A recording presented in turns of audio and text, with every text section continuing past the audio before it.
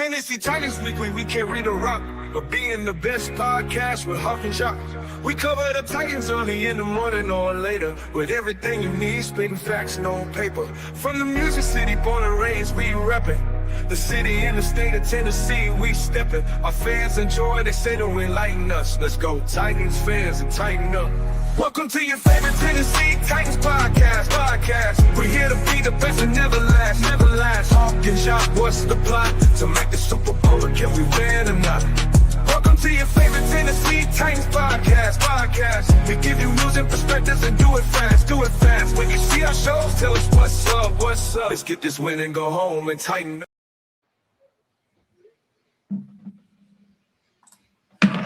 Welcome to your favorite Tennessee Titans podcast, Tennessee Titans Weekly. Jacques. Jacques. What up, folks? Good morning, good afternoon, whatever time it is your way. What's up, y'all? What is going on? I got my boy Jacques. What up, Jacques? Man, I can't call it. How you feeling, bro? Man, I'm good, brother. I'm good, man. I'm good. Yes, Can't complain, brother. Just excited to talk about this schedule, and those things. And we want to give a shout out to everybody that's joined us on the show. Who do we got in the comment section, man? We got your 2770078. What up? We got M. Rice in the building. What's happening? We got Comic God. What is going on? Jack the Ripper.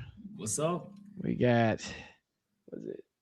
Seven Hall, what's up? We have Titan South in the building. What is going on, brothers and sisters? How y'all feeling? Yes, sir. What up, Mike Rice? Saw you on Bleacher Report, man. What's good with you, brother? Hey, we appreciate you supporting us on Bleacher Report as well, too, man. You know what I mean? Sir. So, yeah. So shout out to everybody in the comment section. Listen, if you have not followed us here on YouTube, do that today. Follow us here. Hit the like button as well on Bleacher Report. Download the app on Bleacher Report. Tennessee Titans have news every day, every hour, something new. We have shows on there on a daily basis. When you watch our videos on Tennessee Titans Weekly, on Tennessee Titans there on Bleacher Report, hit the like button on there as well, too, the fire button. If you put comments in the comment section as well. We're on Apple, Spotify, Instagram, TikTok. Y'all, we got content everywhere, y'all. You know what I'm saying? We got content everywhere. Follow us. We are your Tennessee Titans news provider. Right. Yeah, man. So Facts. cool. Well, listen. Again, we want to say thank you all for joining the show. So, Jacques. Yes, sir. The Tennessee Titans schedule is here. So, for those that can see our schedule, you can see that here. What we're going to do is we're going to go over each game. We're not going to include the preseason. We're going to exclude the preseason. But we're going to go through each game, Jacques and I both, and we're going to predict the winner and the loser of that game, right? We're going to figure out what will be the win and loss record for the Tennessee Titans when the season's over. Now, it's very early. I'm not sitting there telling y'all what we say today will be in stone. And we want you all to be a part of our discussion. When we say the team, we want you to say what you want to say, and at the end, we're going to tally it up. So again, like I said, I'm not sitting there telling y'all if I say we're going 5-12 or we're going 12-5. I'm not going to sit there and tell you all that's exactly what we're going to be. But I'm just saying for what we know now, what our roster is now, what the schedule shows, we're going to say what we feel at the moment. You know what I mean? So yeah. Let me see here. Want to hop into it, Hawk? Yeah, absolutely. Pull up the schedule. Yes, sir. All right.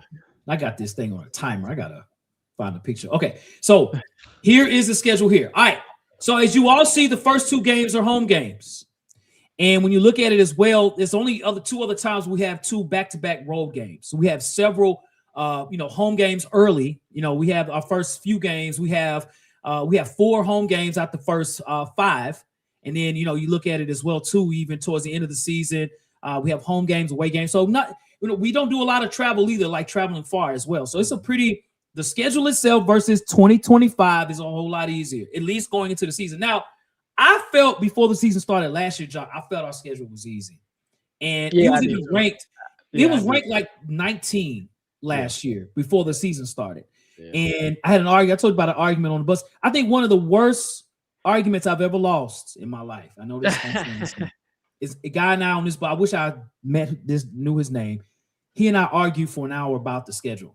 I said, man, our schedule's easy. He said, man, we got the hardest schedule in the NFL. This was in the preseason, bro. That's crazy. You know what I'm saying? Before preseason even started, he said, man, our schedule's killer. You see the defense we got on there? Man, what are we going to do? I said, man, man, I was so wrong, dude. I was wrong, bro. We had the hardest schedule in the league last year. We did. Every good defense we played, y'all. The Broncos, the Rams, the Texans, right? The Seahawks, the Super Bowl winners. So I'm saying Vegas has us. It's the 13th easiest schedule in the league. So hopefully we win more games. All right, so let's get started. And I want you all in the comment section. Now, if you throw a super chat, I don't care what we're saying. Hey, your super chat comment will be pulled up here on the comment section. All right. So, Jacques. Yes, sir. Game is the New York Jets. All right. And with the New York Jets is a home game. Mm-hmm. All right, Jacques. Talk to us. Give us a breakdown what you think about this Jets game. Man, okay. So when I look at even what the Jets did last year, I'm talking about some of the acquisitions. They got Geno Smith coming back, of course. And Geno Smith, to me, is coming off a year with the Raiders. I think that's one of his most down years in recent years before he got with the Seahawks, right?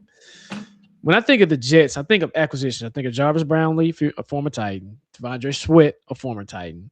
I think they signed Breece Hall to like his crate. Was it Breece Hall they signed? Yeah, I think they did. They signed Breece Hall. They did. I actually have the Titans winning this game. It's weird to say. And the reason why I say that is because the recent aspects of how the Jets have been ran lately and who's coaching them. And I'm not no shot to Aaron Glenn. He's pretty solid. I mean, he's a good coach. Don't get me wrong. Yeah. But I just think the Jets, to me, did enough but didn't do enough to warrant to go into the season.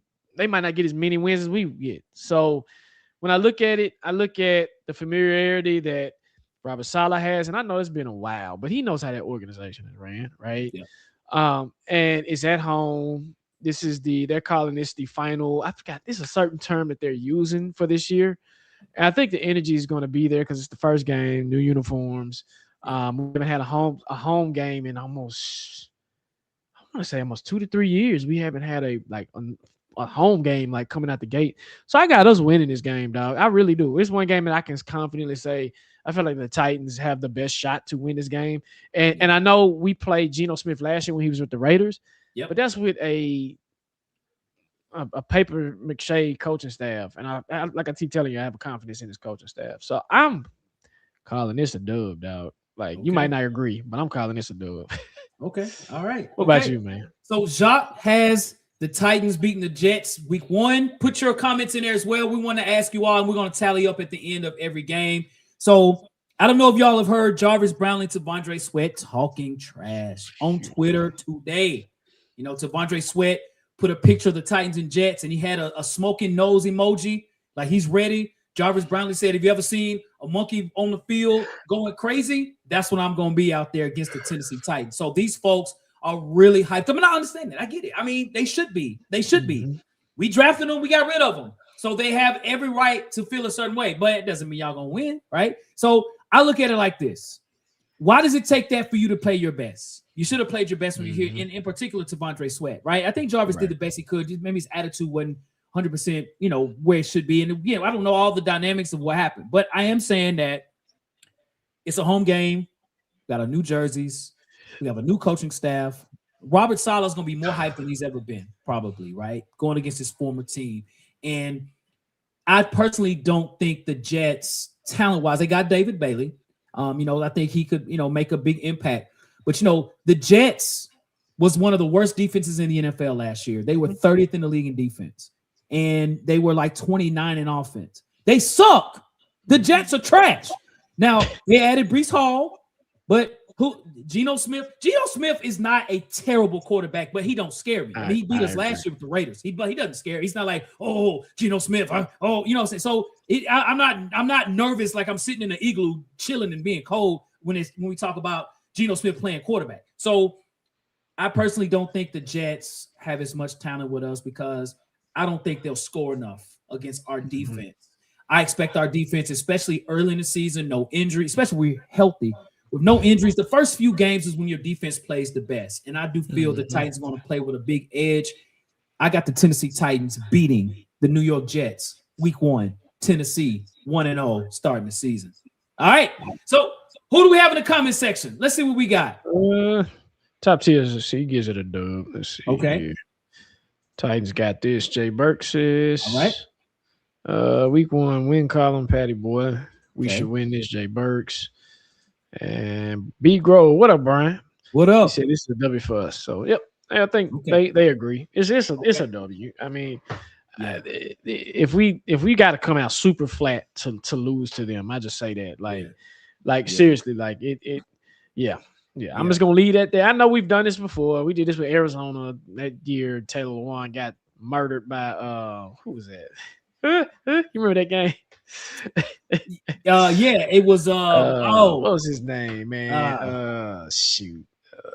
Number 49 for the Arizona Cardinals. They got murked, bro. Yeah. You remember that game? I was at that game. It pissed me off. It was John Jones's brother, Chandler Jones. Chandler Jones, man. Dominated. You got him, dog. Turned him up. Yeah. So, all right, y'all. All right, 1-0 Tennessee. Jacques is 1-0. I'm 1-0. The Weekly family 1-0. Next game that we have, another home game. We have 2 home games back to back. The Philadelphia Eagles. All right, so this is on me. Okay, so this is, and those in the comment section, put down what you think as far as the Eagles and Titans. I'm gonna put this comment in the comment section. All right, so AJ Brown is coming back home to Nashville. This is where he wanted to be. He did not want to leave Nashville. He's coming back here. But let me tell you a dynamic here with A.J. Brown. He might not be with the Eagles. He might get traded. I'm literally thinking that's what's going to happen. I do not see A.J. Brown with the Eagles. I don't. Now, but I'm going to respect the fact that he's on the team now. So he's there. So I got to say he'll be there. A.J. Brown dominated us when we played against him in Philadelphia. I was there at the game in Philadelphia. Embarrassing. Now, I will say the Philadelphia Eagles just a flat-out better football team than us. They have weapons. You have Saquon Barkley still out there. He will give us problems. You got A.J. Brown is going to give us problems. Devontae Smith. You got the new tight end, from Vanderbilt. That's going to be out there as well in store. You got Jalen Hurts. You got a good front offensive line. You got a defensive players all over the field. I think the Titans was going to struggle this game.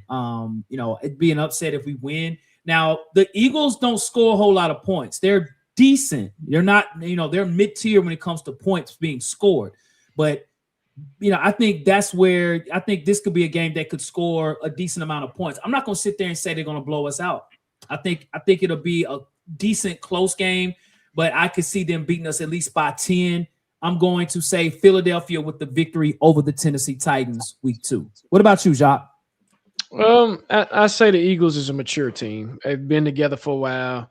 I'm with you. I think AJ will be traded in the summertime. I think that's when I'm gearing up for.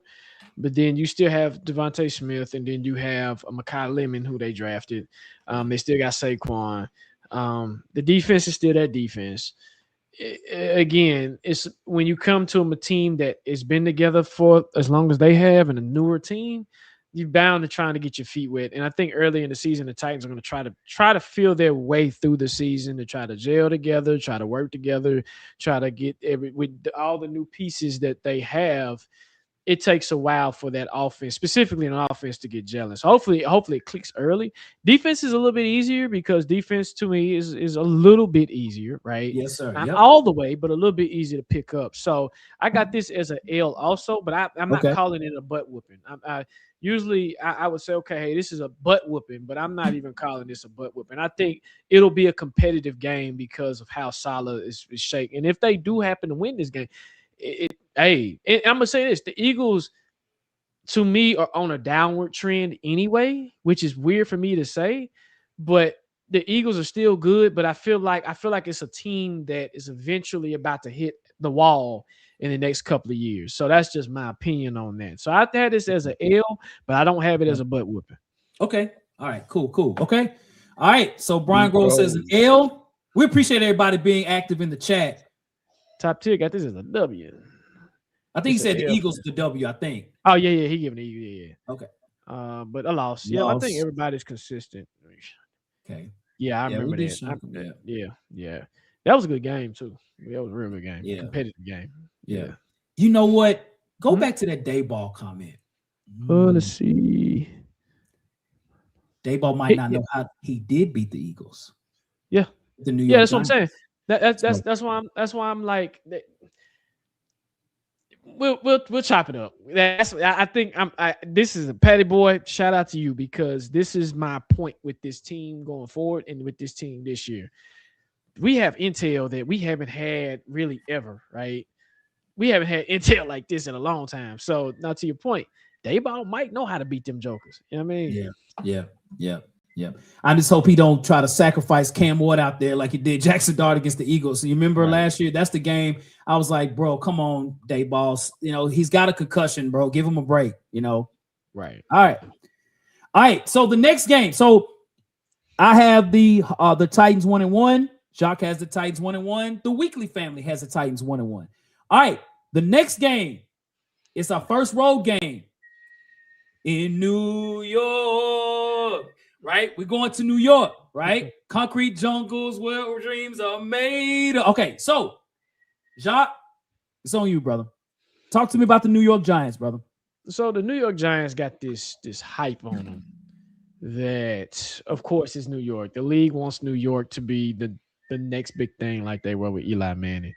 And when I look what they have, Jackson Dart, Malik Neighbors actually had another surgery on his knee. He had his knee scoped. So I don't anticipate Malik being ready. He might come back, but that's why I say Malik did all this. He need to shut up and heal up. Be quiet. You got Scatterboo, who's still hurt. He's trying to heal back up, right? They lost Fly. They lost a couple of pieces, and you got Harbaugh out there. Now, the thing about the Harbaugh with his teams, they do a lot of throwing, but they don't do a lot of throwing. They like to run the ball, right? Yeah. Like to run the ball. I want to see how Jackson Dart is without Dayball, and if he's really, truly successful. Yeah. I actually have the Titans going into New York not Dayball, Jackson Dart, my bad. I have the Titans beating the Giants. I do, because the familiarity with Dayball, and he knows that team, and he knows the fact that this is Jackson Dart's weaknesses. These are his strengths. This is their weaknesses on defense versus their strengths on defense. So I think that intel and that familiarity of what Dayball knows about New York is going to really bleed into that, and you can easily come away with a good win here. Now, people can say the same thing with the Titans with Denard Wilson and what's the quarterback's coach? He was Callahan. Yep. But even with them, they couldn't really like scheme or scout when it came to when they were with us. So you can say, yeah, they have this, that, and the third. That's fine. But at the same time, we've had a lot of change. As a matter of fact, I think we've had a lot more turnover than the Giants. We've had a lot more additions than the Giants. So I have the Titans winning this game. What about you? Okay, Jacques. Facts, no paper, brother. So New York, big city of dreams. Everything in New York ain't always what it seems. So I do think that you got Brian Dayball. You have a lot of former players in Cordell Flott. You have the center as well. You have the tight end Bellinger. There's a lot of New York Giant football people on the Tennessee Titans, and vice versa too. But I say that as an advantage, in my opinion. When you have two teams coming out last year that were not good football teams, and that still could be the case this year as far as them, as far as the playoffs. We'll see as we keep going through this win-loss prediction. But because I think they're close, and what's so crazy about the New York Giants?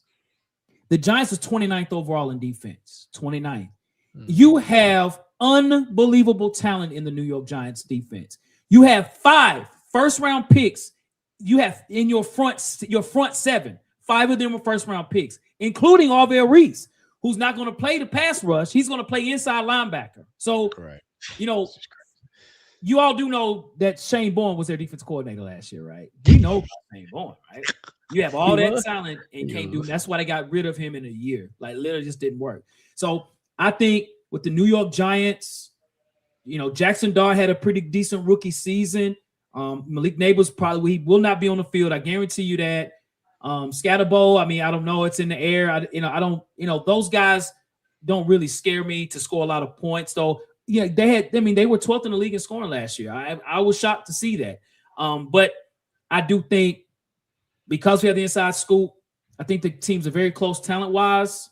I got to give the edge to the Tennessee Titans. I got the Titans beating the New York Giants in New York. You know what I mean? So we're going to come through like Snoop Dogg came down and crushed the buildings on New York, New York. That's what the Tennessee Titans are going to do. So that's who I have. So who do we have? Dub. All right. Dub. Okay. Matt Nagy and Brian. Yep. Titan. Yeah. Okay. Yep. Dub. I think the concise consensus is a W across the board. Okay, y'all. Okay. All right. So we're all aligned right now. So everyone has the Tennessee Titans starting the first 3 games 2-1. Wow. Playoff team? I don't know. 2-1 on the first 3. Well, we got some more games coming up. All right. So Jacques. All right. So round robin. This time it's on you, sir. All right. So we are headed to Baltimore and play the Baltimore Ravens. I think it's on you. It's on you. Oh, it's on me. Yeah, it's on you. I did Giants for yeah. Okay, that's right. Okay, on me. All right. So the Baltimore Ravens. So Jacques knows this. A lot of people who know me personally knows this, that this is the team that I hate the most. Mm-hmm. And it's for historic reasons, of course. Baltimore is one of the more helter-skelter teams that I've seen. Now, the thorn on our side has always been Andrew Luck with the Colts. I mean, we never beat Andrew Luck and the Colts, literally in any capacity at all. They've won every game. But the Baltimore Ravens, the years we were the best, they beat us. The years they were the best, we beat them. It's just what it is, right? And then so many people talk about the Ravens defense that won the Super Bowl. People still forget the Titans had the number 1 ranked defense in the league that year. The Ravens were number 2. Now, they won the Super Bowl. I'll give them credit. But the Ravens have always been a thorn to our side. There's a pure hatred between the Ravens and the Titans. I would have liked to see, though we don't have any primetime games, and I get it, there's 6 teams that don't have it. You got to win to get primetime games. But, man, this would have been – and when you take the Monday Night Football and you only go for 1, that really takes off that as well. This would have been a great Monday night game, Cam Ward versus Lamar Jackson. I would have loved to see that. But this is the Derrick Henry Bowl, and Derrick Henry's going to be ready. He's going to be amped. When Derrick Henry, when he turns up, Derrick Henry's a problem. I've seen it. I've seen okay, Derrick Henry's pissed off. He's pissed off. He's about to turn up. And I can see him doing that against the Tennessee Titans. It's a road game. Baltimore's defense was very bad last year, Jacques. 30th in the league in defense last year, Jacques. 30th, bro. So the first few games, unlike last year, we're playing bad defenses, dude. I know when people think of the New York Giants defense and the Baltimore Ravens and the New York Jets defense, historically, those are 3 good defenses. They sucked last year. So I think that helps us, right? But I just think when you talk about the run defense, how are we going to stop the king? Derrick Henry's going to play with a chip on his shoulder. It is in Baltimore. And Lamar Jackson does extremely well against the Titans. I think Lamar Jackson probably does better with us versus even maybe Patrick Mahomes. Those are the 2 quarterbacks. It's hard to stop them, man. It's the way that they play, and he's that type of guy. Now, it's a whole different defense, different players, but I only can go off of what I've seen. I got the Baltimore Ravens winning this game, week 4, Baltimore. What about you, Jacques? All right. So I'm going to correct you on something. I think the Titans play Patrick Mahomes very well. When we play Patrick Mahomes, last 2 games I've seen personally, we've contained them. That's in the playoffs. But when I look at this Ravens team, of course, they have a new head coach as well. They've had a couple of turnovers within their personnel department as well. I look at it a little different. I think the king, as he gets older, how much will he fit in this new system that the Ravens is implementing, right? Harbaugh has been there forever. And this new coach, I think, what is his is it mentioned? What's his name? Their head coach. Yes. Mentor. Mike. Mentor. Yeah. Yes. Yeah. And I know he came from, correct me if I'm wrong, he didn't come from the Seahawks, did he? Did he come from the Seahawks? Oh, the Chargers. One of those teams. Okay, from the Chargers. Okay, mm-hmm. Okay. Yeah. And so how are they going to utilize him? Now, when I look at it, this is another mature team that still has their core pieces, right? Mm-hmm. Lamar Jackson, Derrick Henry. The receiving core, to me, Baltimore's had a okay receiving core. It's never been like a top-notch receiving core like they should, right? But when I look at it, I have Baltimore winning this game as well. Okay. But I don't have it being as a butt whooping. And I think that's my thing, is a theme that I'm going to have this year. It's not going to be a whooping like I think people think it's going to be, right? Yeah. I think as the king continues to get older, Father Time is going to start catching up with him, right? Yeah. And I think as much as hungry as the king is, I think the Titans defense is as hungry. Remember, the Titans defense, run defense wasn't bad, right? Yeah. And so when I look at a Robert Saleh defense, when we did play a Robert Saleh defense, he knew how to stop the king, right? That's a lot right. of Jets. Yes, okay. He did. He knew how. So when I look at this coaching staff, and I'm going to keep saying this is a theme with me. When I look at this coaching staff have familiarity when it comes to former Titans players. Yeah. Right. You was at the Jets game. You know what they did to us when Robert Saleh put that beating on us. Right. And so when I look at this, I have the Ravens winning this game, but not by much. Okay, not by much. And they're going to go through the same struggles as we are about to go through because they have a new head coach. That's how right. Is that team is going? How is the Ravens going to respond as a team because they haven't had a head coach in almost 20-some years? It's been a long time, dog. It's been a long time, dude. It's been a long time. Think about this. The Ravens of old that we're so used to, take that out your minds, people. Yeah. That's another team that I'm starting to do just like this, trending down. They always gonna have that Ravens, but when you said they were what rank? What was the rank of defense last year? 30th in the league. 30th. They were terrible last year. That's uncharacteristic. In all facets last year, bro. That's uncharacteristic of a Ravens defense. Okay. Yep. So I got the Ravens winning this game, but it's not gonna be a blowout. I think they'll win by a field goal. I think it'll be a tough physical game. I do. I just think right now, early in the season, the Titans are immature and they're trying to find their way.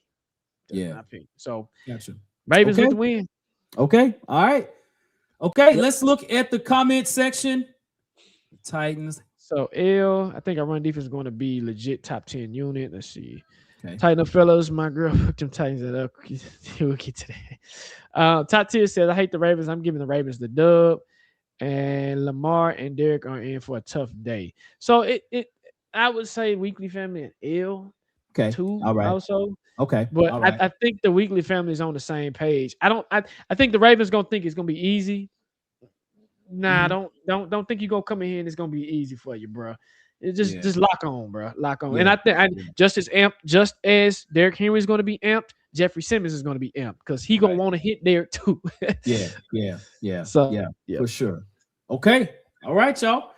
Well, listen, we currently now, as far as the Weekly Family and us as well, right now, we are at 2 wins. That's where we're at right now, at 2 wins and 2 losses. We're 2-2 right now. And so now we go back home to Nashville. Jacques, this is on you. And it is the Houston Texans, October 11th. All right. What's up? You see? No, I'm reading this comment. That's funny. Okay. All right. All right. So the Houston Texans, Jock, what you think? So they had one of the best defenses in the league last year. And I actually have this as an L for us early because of the Texans defense. I feel like as the Titans offense is trying to catch up, as the Titans offense is trying to get their feet and their footing, I believe this is going to be an L for them. And again, it's going to be a good defensive game because C.J. Stroud, in my opinion, he's cool, but I don't think they're going to be able to put up points like that. But I think from a defensive perspective, I think the Texans are going to be able to do their thing. So I'm giving the Texans the dub here. What about you? So Houston defense, to your point, they finished the season number 2 in the NFL in defense. In some categories, they were number 1. Them and the Denver Broncos, right? Just depends on what category you speak on. Their defense is amazing. They still got those guys coming back. They even added some guys as well. They added a defensive lineman from Ohio State, Caden McDonald. He's amazing. He's an All-American, and they needed that on the inside of the defense. And even on the offense, they needed to get tough on the offensive line. They got Keelan Rutledge, who was probably the best offensive center in the draft. They got him as well. They're both going to be on the field. And, when you look at Houston, they are a Super Bowl contending team. There's no question about that. The problem is C.J. Stroud. He's the issue. Like, Houston should have went to the Super Bowl last year. You know what I mean? New England got lucky because C.J. Stroud was out there playing basketball when they was playing football, and Denver lost Bo Nix. So Houston is right there, literally. Houston is good. And, there's been people that I've seen, even on Bleacher Report and on different videos on YouTube and Instagram that people actually have the Titans, like our Titan fans that watch our show. to say that we're going to beat Houston in this game or one of the games or whatever. This game, I don't see it. It's home. Houston is for real. CJ Stroud, all he has to do is just don't mess up, bro. Throw you 2 touchdowns, don't have any turnovers. Our defense has it all. Cam Ward's probably his worst game that I saw him play last year was against Houston in Houston. I was at the game. And Houston's defense just do that.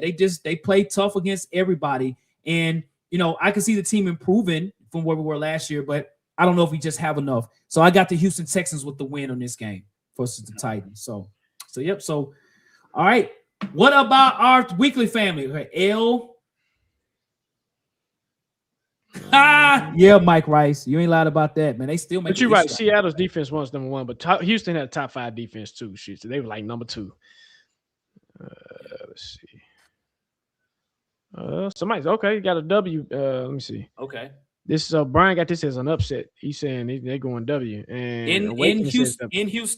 Yeah. So they saying W. Now Houston was the number 1 defense in the NFL. It's Houston. Okay, so somebody said Seattle. Like Seattle's the number 6 defense. Houston was number 1 in the league in defense. That's what I was thinking.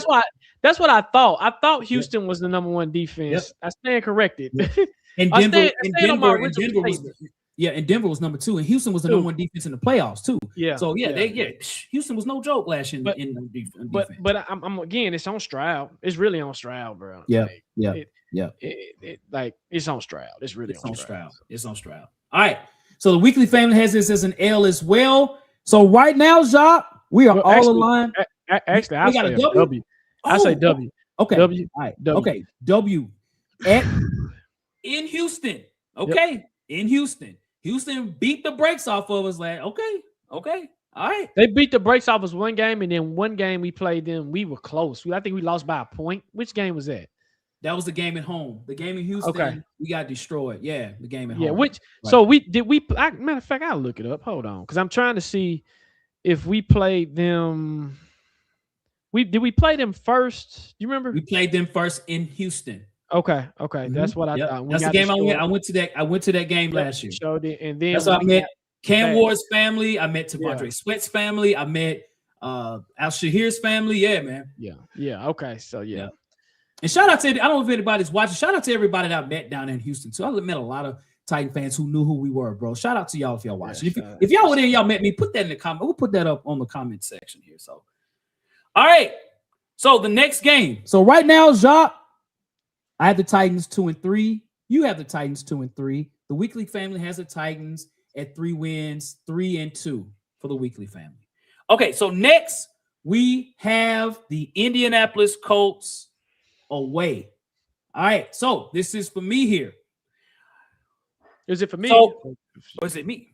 Yeah, I think you just it is you. My bad, it's you. Okay, it's me. It's you. Okay. So talk to me about the Indianapolis Colts. So before I do that, we got a super chat.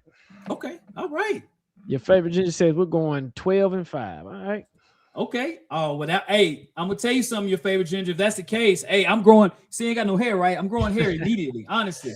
Your favorite ginger. Oh, your favorite ginger, 80 in the building, 12-5, Tennessee. Let's go. Thank you. We appreciate it. Yes, all right, talk to us about the Colts, Jacques. All right, so when I look at the Colts, man, I look at a team that I don't think they had a first-round pick this year. Yep. They got rid of Michael Pittman. Yep. Daniel Jones, we don't know the status of him. The defense is okay. I know Moore wants a trade. He wants out of Indianapolis. To me, I feel like the Indianapolis Colts didn't do enough to continue their trend up. And in my opinion, we're going away, but I actually have the Titans beating the Colts the first game. And they still got JT. I know that. But at the same time, when I look at the Colts are mentally losing right now. Mm-hmm. And they're trying to figure, I don't know if they're trying to tank. I don't know what's going on. But to me, they didn't do enough in the offseason to get better. And so I have the Titans actually with a dub with this game. And I know they got the running back. I know they got him. I get it. But again, he went off on us twice last year. He tore us up. Like I think that was the one running back that he acted a fool on us. But when you lose Michael Pittman and you don't replace him, I think that's a big concern if I was an Indianapolis Colts fan. And I need to know the health of Daniel Jones, right? Yep. Is Daniel Jones coming back healthy? What does his status look like when it comes to this game? Is he back? What are we doing? So I'm going with the Titans with a W right here. Okay. All right. So Jacques with the W against the Indianapolis Colts. And that game is at Indy. So that's a big road victory for the Tennessee Titans, an AFC South game victory. All right. So for me, the Colts are not a good football team. And to your point, they did not have a first-round pick. They had a bunch of second-round guys.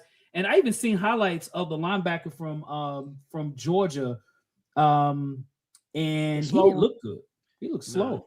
Yeah, he looked good. Now, he did amazing at Georgia. And I'm trying to remember his name, and it'll dawn on me in a minute. We were number 3. I think EJ something or something like that. But outside of that, it's really on Daniel Jones. How healthy is Daniel Jones? Jonathan Taylor's going to do his thing.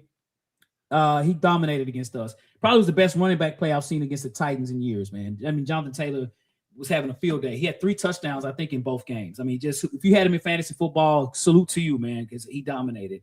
And the Colts defensively, with Sauce Gardner, I'm not sure of his status. I think that's where the Colts struggled last year. The Colts was 32 in the league in run defense. They could not stop the run at all. They were horrible. And that's why the Colts invested in defense in the draft, linebackers and defensive linemen. So it's on Daniel Jones. But what I look at in this game, I still think, again, we'll see as the preseason go along to see how our defense does and things like that. I think our run defense will be better than it was last year against Jonathan Taylor. But I do think if Daniel Jones is healthy, and I think if Jonathan Taylor is healthy, I still think the Colts have a very good front line. I think the Colts at home in Indianapolis will do just enough to barely beat the Tennessee Titans, maybe by a field goal or something, like maybe a point or two. So I'm actually going to go with the Tennessee Titans here against Indianapolis in Indy. I got a loss for the Titans in Indianapolis. All right. So who do we have in the comment section? You got a W. A dub. Okay.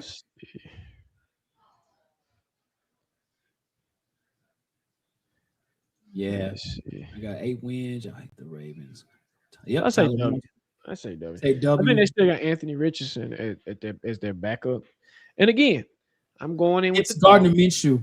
Oh, it's Gardner Minshew. Okay. Yeah, unless they'll battle, right? I'm not saying he's got that guarantee. Yeah. No, I apologize. No, they don't. Gardner's with the Chiefs. My mistake. Yeah, that's why I was like, hold on. We played him last year. Like, right. That's right. Yeah. That's right. Yep. So, he got hurt too. Remember last year he got hurt, so he got hurt as well. So yeah, that's true. Okay. All right. So Jacques, you are right now as far as the Tennessee Titans after week 6. Jacques, you have the Titans at 3-3. I have the Titans after 6 games. I have them 2-4. I have them on a 3-game losing streak right now. And the weekly family have the Titans at 4 wins, 4-2. So right now, the weekly family has them trending to be a playoff team right now. 4 wins. That's more wins than we've had the last 2 seasons in the first 6 games. So, okay. All right. Okay, so next is the Cleveland Browns. All right, and it's at home. I think you're okay. Right. So the Cleveland Browns. So the most epic game that we had last year as far as competition, the Cardinals game is still one of the most intriguing football games I've ever seen in the NFL. Like, you really could not have forced a team to win a football game. But the Browns game was very competitive. And Shedeur Sanders' best game, that he had against us, was a snowy football game. Myles Garrett didn't have a really great game. He had maybe 1 quarterback sack. They just thought he was going to have, quarterback sacks. And Dan Moore held his own against Myles Garrett last year. So shout out to Dan Moore. But I look at the Browns, and this is in Nashville. It's a home game for us. I think Deshaun Watson's going to be the starting quarterback. I think it'll be him, unless he's hurt.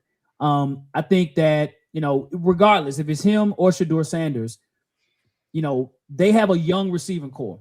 They got Casey Concepcion and they got Denzel Boston. They're going to start with Jerry Jeudy out there on the field. Quinshon Judkins, I'm not sure if he'll be back. He had a devastating injury. I don't think Cleveland has enough talent on offense. Just be honest. David Njoku, I don't think he's re-signed with them. No, he's with the Chargers, I think. Exactly. Right. So it's like, You have Harold Fanning. He'd be the problem. But I think that Cleveland lost all their offensive linemen. They had 5 starting offensive linemen that are not returning next year. They don't have enough points. I think this is a game that if we can block Myles Garrett, I could see this being a huge game for Cam Ward. I think this could be one of his big games against Cleveland because I don't think Cleveland's going to put up a lot of points. I had the Tennessee Titans beating the Cleveland Browns in this game. What about you, Jacques? Great breakdown. It's the same. I have us taking this dub. Like you said, it was an exciting game last year. And even last year, Cleveland's defense allowed us to get off a little bit, right? That was TP's one of his better run games he's had in a long time with the Titans. And so when I look at it, like you said, the offensive line, they lost all the offensive linemen, and then you relying on 2 rookie receivers to really hold you, right, along with Jerry Jeudy. And then you like you said, Junkins is hurt. He's hurt again. So I just don't think, and I'm with you on the Deshaun Watson thing. I think Deshaun's going to come out rusty. I do. I think he's going to come out rusty. I think that's because they paid him so much money, they want him to start, right? Right. Yep. And so when I look at it, I'm like, hey, he has no choice but to start. So I got this as a dub at the crib. Okay. I know the Browns are going to want to come back and get their lick back, but I have this as a dub, dog. Like, this is one of my games that I have circled. Dub. You put it down. Okay. All right. Okay. All right. Weekly family. We got dub. Okay. It's definitely a win. Cam Ward be too much for Cleveland. Okay. Yep. All right. Yep. Okay. So the weekly family after 7 games has us as 5-2. Yep. 5-2. Jacques, you have us as 4-3. Mm-hmm.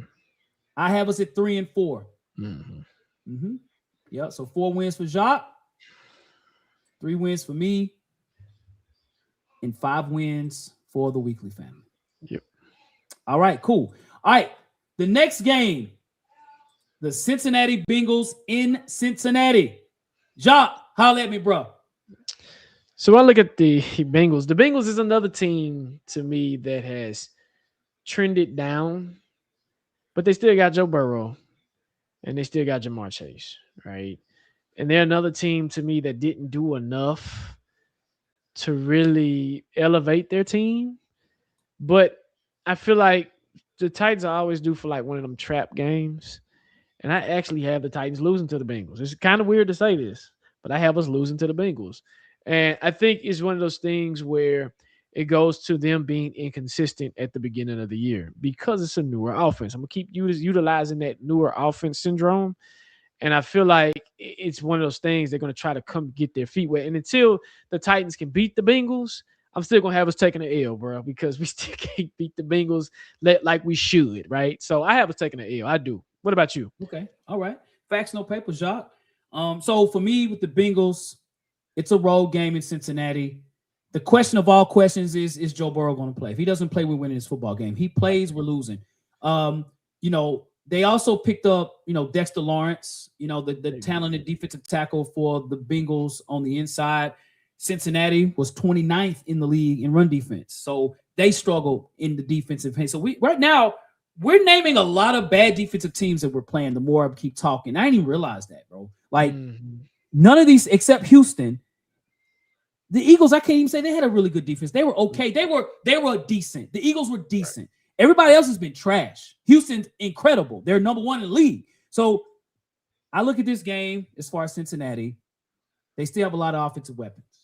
And, we're going to try to figure out our corner position with our players that we have now. They still got Jamar Chase. They got T. Higgins. They got weapons out there.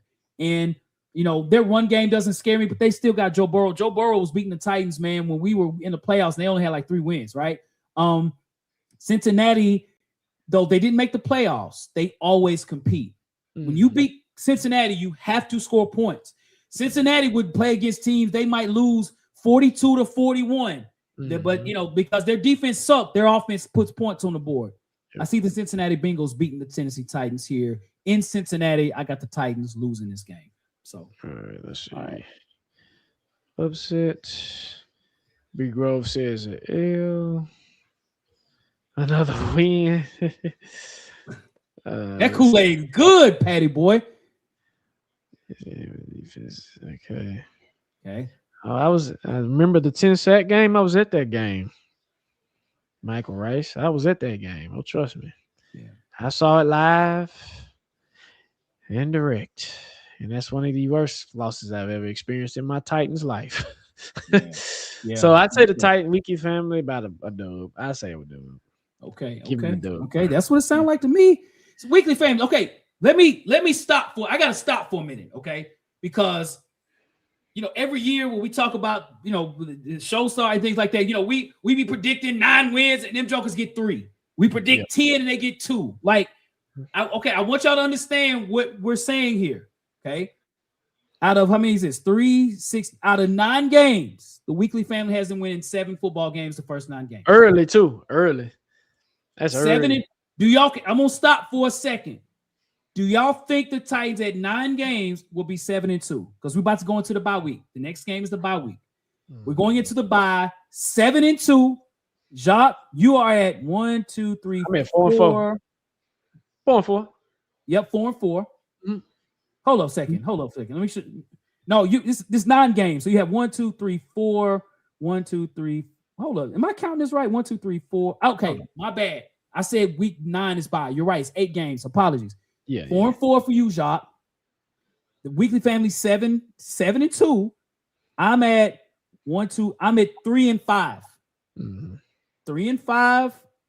4 and 4. 7-2. Folks are saying yes, yeah, right. Patty Boy said nope. Mike Rice said damn right. 7-2. Wow.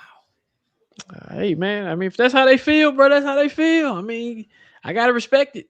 Okay. I know we talk history. I mean, we know we've been doing this for years. I mean, it's always been like that. And I know. Okay. Don't trust me. I know.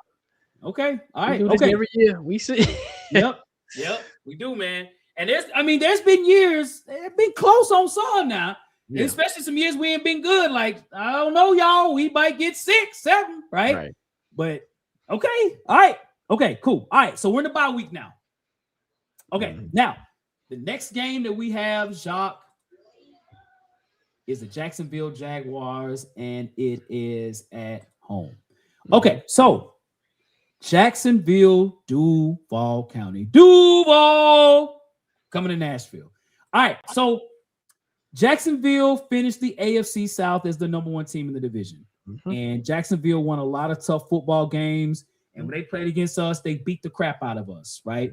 And Jacksonville, when you look at this game, you got Liam Cohen and you got Robert Saleh. Now, they say they ain't got no beef. But, man, it's kind of hard to say that when you're Robert Saleh telling you, man, next time I see you, I'm going to kill you. That's kind of hard to say that, right, to somebody, right? And so it's like, okay, so they clearly don't like each other. It's clear, right? They clearly don't. And, Liam Cohen don't back down. No, it's how they 2 like alpha guys. Right? I ain't backing down. It's whatever, right? It's whatever. So Jacksonville right now, they have lost Travis Etienne. They don't have Etienne, but they still got Trevor Lawrence. And I still think the Jags had the worst NFL draft this season, and it's not even close. You literally drafted a Cody Bellinger type of tight end in the 2nd round, your first pick. Yeah, they have a 1st round pick because of the trades. But let's not get twisted. I'm not so much worried about their offense. Jacksonville has a very good defense. They got playmakers on defense. I anticipate Travis Hunter will probably have a better season this year. They'll figure out where he plays. And I think of us on offense. Jacksonville shocked me last year how well they scored the football. They were top 10 in offense last year. You know what I'm saying? They led our division by far. It's not even close. They led us in almost every category. I think it's going to be a struggle for us against Jacksonville. This is the one game of all the games that I feel I could go either way of all these games. I think an upset could happen, but we have to play our absolute best football, and I just have to see it. But for right now, for what I know, I'm saying Jacksonville with the victory here in Nashville. I'm going to say the Jacksonville. No, it's not in Nashville. It's in Jacksonville. I'm going to say Tennessee with the loss in Jacksonville. What about you, Jacques? And think about this too, Hawk. We're going off of what these teams did last year. And we're also going off what these teams, even what the Titans did last year. So when I speak of this stuff, I'm speaking of acquisitions And then I'm speaking of how they played last year. When I look at what Trevor Lawrence is doing, I'm not the biggest Trevor. I'm the biggest Trevor Lawrence hate on the planet. But I gotta respect him. And he did his thing. And to me, he's the best quarterback in this division right now. And like you said, Jacksonville has a great defense if you allow Travis Hunter to play corner. Now, the thing about Travis Hunter, he has to stay healthy, right? He had a quote unquote early good season, but you got to finish the season in order for you to have a good season. Okay. So that's my number one thing with him. Jacksonville's defensive line is still solid. Yeah. And I'm going to say this, I don't mean to interrupt you. I apologize. This game is actually in Tennessee. Okay. I apologize. It's a home game here in Nashville. So apologies. All right. Absolutely. So when I look at Jacksonville, when I look how they're set up, again, it's still early in the season. When I look at the Titans offense, and they're still trying to click. People, when you have a newer offense, it's going to take time to click. Mistakes are going to happen, right? Even if you got Dayball and all of them, it's going to happen. So I got us taking an L with the Jacksonville Jaguars. I do. Okay. Early, I feel that. Do I feel like we're going to get beat down? Hell no. I'm going to keep iterating that. I don't feel like the Titans are going to get their ass whooped because of the mentality that coach, Robert Saleh, is trying to instill. Dayball is trying to instill. I think it's going to remind you of the Mike Vrabel days. When we were with Mike Vrabel, we only have 1 or 2 games where we get our butts kicked. But from a mentality perspective, we'll probably lose the game by a damn field goal or something stupid, right? Lose by a field goal or something stupid. So I think as they're trying to build that mentality, as they're trying to build that culture of winning, because they got to build that culture of winning, I got the Titans taking an L here. Okay. All right. Sounds good, Jacques. Okay, cool. All right. Weekly family. First of all, we appreciate everybody that's joining us here on the chat, man. Active as always. What do we got? Okay. Upset alert. All right. It's a loss. Okay. Yeah, I seen it. I saw that. He look like me right now, bro. Yeah. I agree. L. We split with the Jags. This is an L. So I think the weekly family are on the same train. It's a L. Okay. It's an L. Okay. And again, to me, it's not a butt kicking L like they beat us. They beat the brakes off us their last game. Like, I'm not saying take an L like that, but if it's a competitive L, I'm okay with it. I'm like, y'all fault. As long as y'all fault, y'all did y'all thing, man. Do y'all thing, bro. Yeah. Okay. Cool. I want y'all to win every game, but yeah. Okay. So the next game is on my son's birthday, November 22nd, in Dallas. The Dallas Cowboys, Jacques. Jerry Jones and them. Talk to us, Jacques. So when I look at the Cowboys have a talented team, boy. But they can never, I don't know, it's the most weirdest thing I've ever seen in sports. Cowboys have all this talent, but they can never get to the top. They have Super Bowl teams and they just trash. And this is in Jerry's world, Jerry's house. Yep. And you still have a Dak Prescott. You still have CeeDee Lamb. You have the addition of Caleb Downs. Of course, they tried to replace Michael Parsons, but that didn't work like they thought they were. But when I look at the Cowboys, it's going to be another competitive game that I look at, and I'm like, right now the Titans don't have that it factor right now to beat teams like this. And I feel like the Cowboys are starting to feel themselves around this point, and they're going to try to do it. So I got us taking an L on this one too. I do. Okay. I just right now, again, I'm going to keep saying it's an immature offense. And I feel like we're not going to do enough to pull off the win. Now, we've said that before when we played the Cowboys and went up there and beat the brakes off of in Jerry's world. So it's bound to happen. But I got Dallas winning this one. I do. What about you? Okay. All right. So the Dallas Cowboys, we're going to Dallas, beautiful city. And so, the bright lights will be on for sure. So I look at Dallas, to your point, they're talented, man. And though they didn't make the playoffs last year, that's crazy. You got George Pickens, you got CeeDee Lamb, you got weapons out there, man. Dak Prescott's a weapon. You got weapons out there. Dallas is a problem. And the problem with Dallas has been their defense, especially their pass defense. You know what I'm saying? Bottom 10 in the league last year in pass defense. Another bad defense. Dallas, when they lost Michael Parsons, that's when Dallas lost their grip. When he was gone, Dallas they literally had losing streaks along the way before the end of the season. And so Dallas is doing everything they can. That's why they got Caleb Downs. They're trying to add on the defense. And I look at the Cowboys, you know, I'd say our defense is probably better than their defense, but their offense, I just think they just got too many weapons.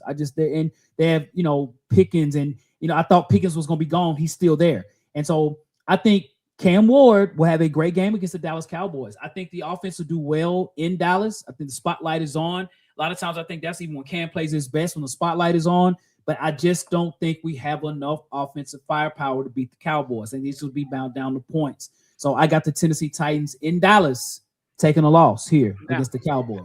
Now, I'm going to play devil's advocate here. You ready for this? There's two guys that know Dallas very well. Who are those two guys? That know Dallas really well? Mm-hmm. Talking about Tony Pollard's one of them, right? No. Former Cowboy running back. Who else? Who? Dayball and Robert Saleh. Okay. Dayball and Robert Saleh. So Robert Saleh, the last time he played the Cowboys was when he was in the 49ers. This was back in 2024. And then I believe, you know, the Giants played the Dallas Cowboys every 2 games. It seems like they're always on the doggone field when they're doing it, right? Or they always on the prime time. So let me see. I want to look up what the Giants versus Cowboys last year. Hold on. Yeah, the Cowboys beat them in New York. What do you say? Did they beat the brakes off them? So it wasn't a bad game. I'm looking at it. 40-37. 40-37. And then the other game, I had to go look. Yeah, that's that one. I don't know if that was a week 15 game. Yeah. I don't know if it could. Let me see. So I'm looking They played week 2. Matter of fact, I want to look at real quick. That was last year. So that was when Russell Wilson threw for 450 yards. Jesus Christ. Scatterboo. Yeah. Let me see. Wandale had, listen to this. You ready for this? Wandale Robinson had 8 receptions for 142 yards. Malik went off. He had 9 receptions for 167 yards. God. Yeah. Now, I want to look at when they played them. Did you find it? You do know when the Giants, I clearly remember this game at the end of the season. The Cowboys had everybody on the bench that last game. I wasn't looking at that last game. That was week 2. Right. That was the last game the Giants won 34-17, week 16. So I'm looking at September the 14th last week year. 2 when the Giants lost to the Cowboys 40-37. Exactly. But from a statistical standpoint, the Cowboys still had everybody playing in week 2 that game.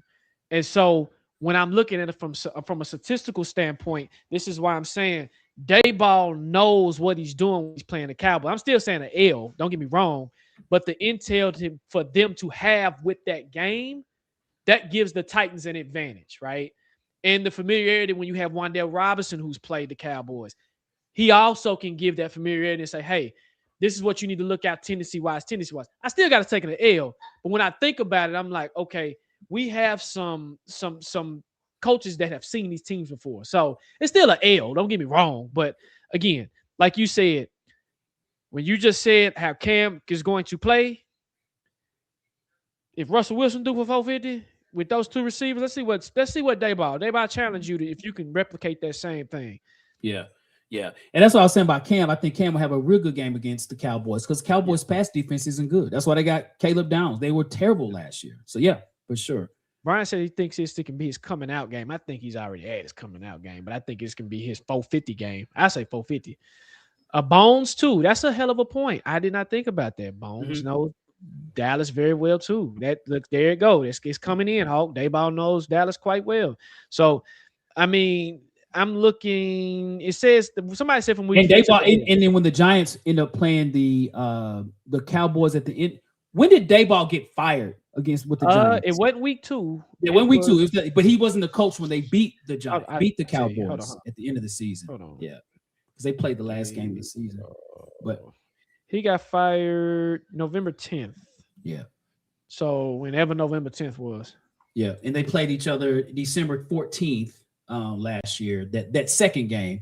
But they played, he was the coach when they lost against the Cowboys, but they did a good, they scored, 37. But all right. So what does the Weekly family have for this game? So everybody's talking about something else, but I say put an L down. Put an L. L. All right. Okay. Let's see. Everyone Giants. Yeah, that's true too. Right there. Yeah.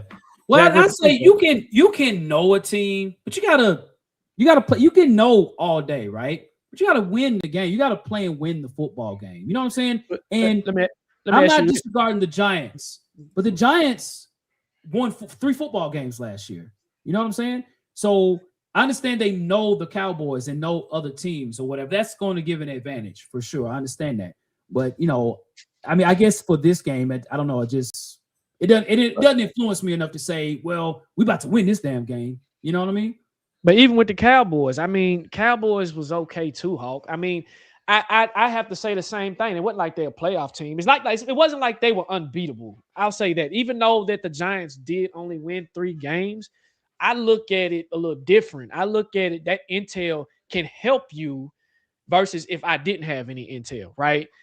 That's like me coming to a job that's like, hey, you just hired me, right? And you be like, you know how I work. I just need a little intel on, hey, Hawk, let me know how this works, and I can give you the intel on how this works. Not going to say it's going to win the game, but it does help.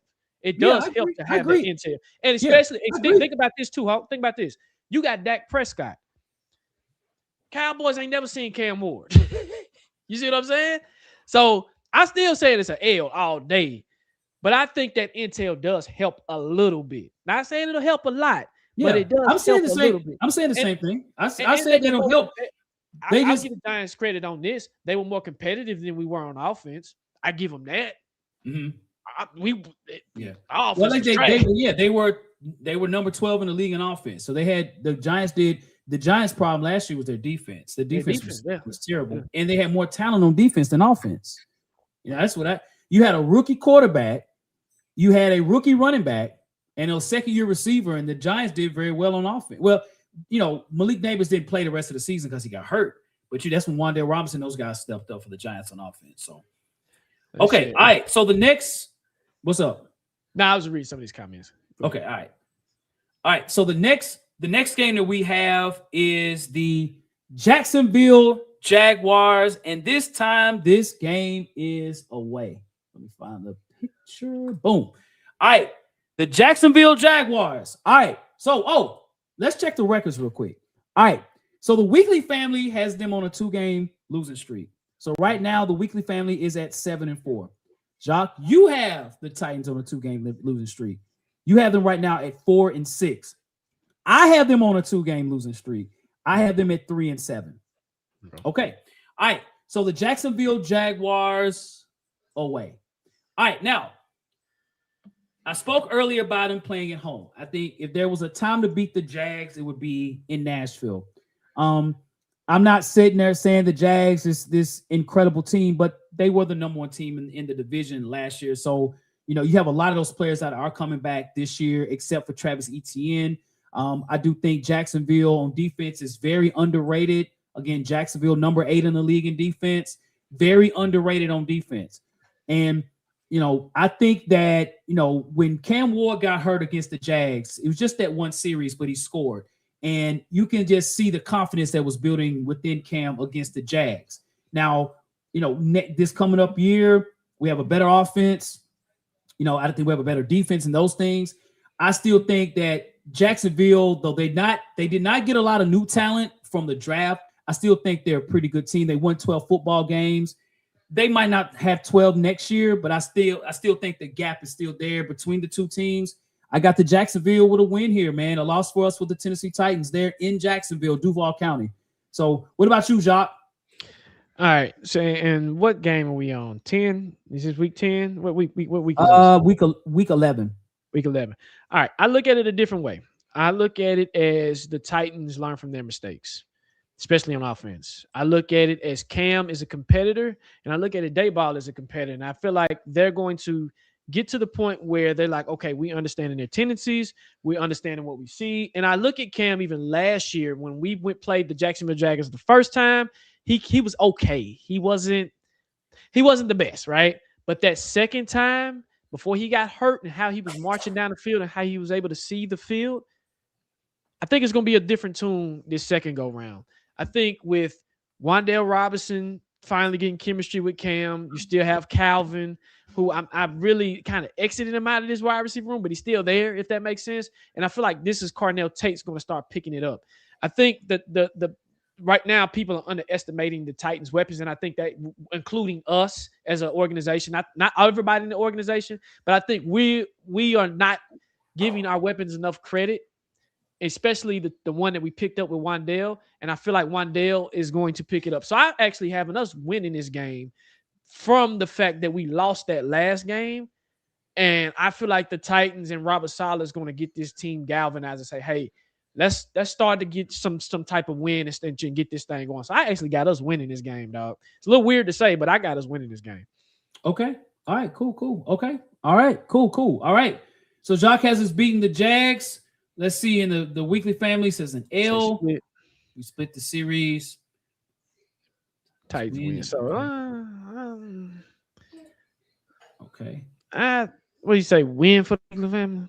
Let's see. We have an L and a win and a split. We need one more comment to break. I guess to break the straw for the Jags game from the weekly family. You want to put a question mark on it? Let somebody. Yeah. Come back. Who y'all think is going to win? Titans or Jags in Jacksonville? I'm gonna throw that question out there. All right. Cool. All right. I'm gonna put this. All right, we can go back to it. Okay, all right. Oh, okay. We got the Michael Rice said L. Yeah. Okay, so give me another L. All right. Yep. Give me all right. Cool. Okay, an L. All right. Okay. Cool. Okay. All right. So, weekly family has the Titans at 7-5. Jacques, you're at 5-6. I'm at 3-8. All right. Now, the next game is the Washington Commanders in Nashville. Jacques, go for it. So I got the Commanders. I actually got Jaden Daniels kind of bouncing back this year a little bit, if he can stay healthy. Okay. And when I look at the Commanders, another team that I feel like they did okay. They did enough to kind of elevate themselves, but it's one of those unknown teams that we don't play often. I know the last time we played them, they blew us out the doggone water. Matter of fact, I think they blew us out the water at home. I think it's gonna be weird to say, bro. I actually have us taking a L to this team. I do. I have us taking an L to the Commanders. I just feel like Jaden Daniels is gonna have a bounce back year. And I just feel like it's one of those unknown teams that we don't face often. And I think preparedness can get us here. So I got us taking an L. Okay. All right. Okay, cool. All right. So the Washington Commanders at home here in Nashville. So the question of all questions will be Jaden Daniels. Is he going to be healthy or is he not? And I mentioned when he was in college, the way he plays and the way he's built, he's going to put himself in position to get hurt. And I still feel that he plays like that. Now, when he is healthy and they are in sync, Jaden Daniels is unbelievable. But I think here, man, I think this is a game where Washington was terrible last season, and Jaden Daniels was hurt. That's a big part of it for sure. But outside of him on offense, defensively, Washington scared nobody. So that's why in the draft they picked an inside linebacker, pick 6, right? And they picked defensive guys all through this draft because their defense was not terrible. And I don't know where they were ranked, but I guarantee you, if I look at a second, they're definitely bottom 10 in defense. I don't think Washington has enough on offense. I actually have the Titans winning against the Washington Commanders. I could see the Titans in this game. I could see Cam Ward having a big game against Washington. I could see this being a game that he might take personally to say, like, I'm going to go against Jaden Daniels. I really want to step up. And again, Jaden Daniels, if he's healthy, he's amazing. And he's going to be a big part of this. But even if he's healthy, I think we can run on him. And I think we can get some good touchdown passes on him as well, too. So I actually have the Titans winning in Nashville against the Washington Commanders. Okay. So, all right. Let's. And it's off the. To me, it's off the whim of, like you said, Jaden Daniels. Be healthy. So Jay Burks has us losing. Let's see. All right. They did. They beat us bad, bro. Yeah, they did. They beat the crap out of us. They beat the brakes off us, dog. Like for real. Titans win. They get a dub. And they got Chig. They do got Chig. I forgot. They have Chig. That's right. They do have Chig. That's right. So Waking, they got Chig L against the Commanders. So I'd say the weekly family they say the dub. They taking the dub. The Titans? Yeah. The Titans with the dub. Yeah. Okay. All right. Okay. Cool. Cool. And Sonny Styles, I mean, he ain't gonna do nothing. I ain't scared of no Sonny Styles. Okay. All right. So I'm gonna calculate here, y'all, real quick. So we've gone 1, 2, 3, 4, 5, 6, 7, 8, 9, 10, 11, 12 football games. Okay, we're at 12 games. All right, the weekly family is at 1, 2, 3, 4, 5, 6, 7 and 5. The weekly family, 7 and 5. Jacques, you're at 1, 2, 3, 4, 5. You're 5 and 7. And I'm at 1, 2, 3, 4 and 7. 4. I'm 4 and 8. 4 and 8. I'm 4 and 8. 4 and 8, 5 and 7, and 7 and 5. Okay, cool. Okay, all right. Okay, so the next game, folks, the Detroit Lions in Detroit. Detroit football. All right, Jacques, it's on me. All right. Offense, right? Now, last year, the Detroit Lions did not make the playoffs. And Detroit was one of those teams last year, didn't have a problem scoring the football. Detroit led the NFL in not total offense, but yards per game. And the problem with Detroit was that they could not close out any of those games that they lost, those close games, right? Missed field goals, fumbles. They did a lot of fluky stuff to not make the playoffs last year, and they counted for them for not making it.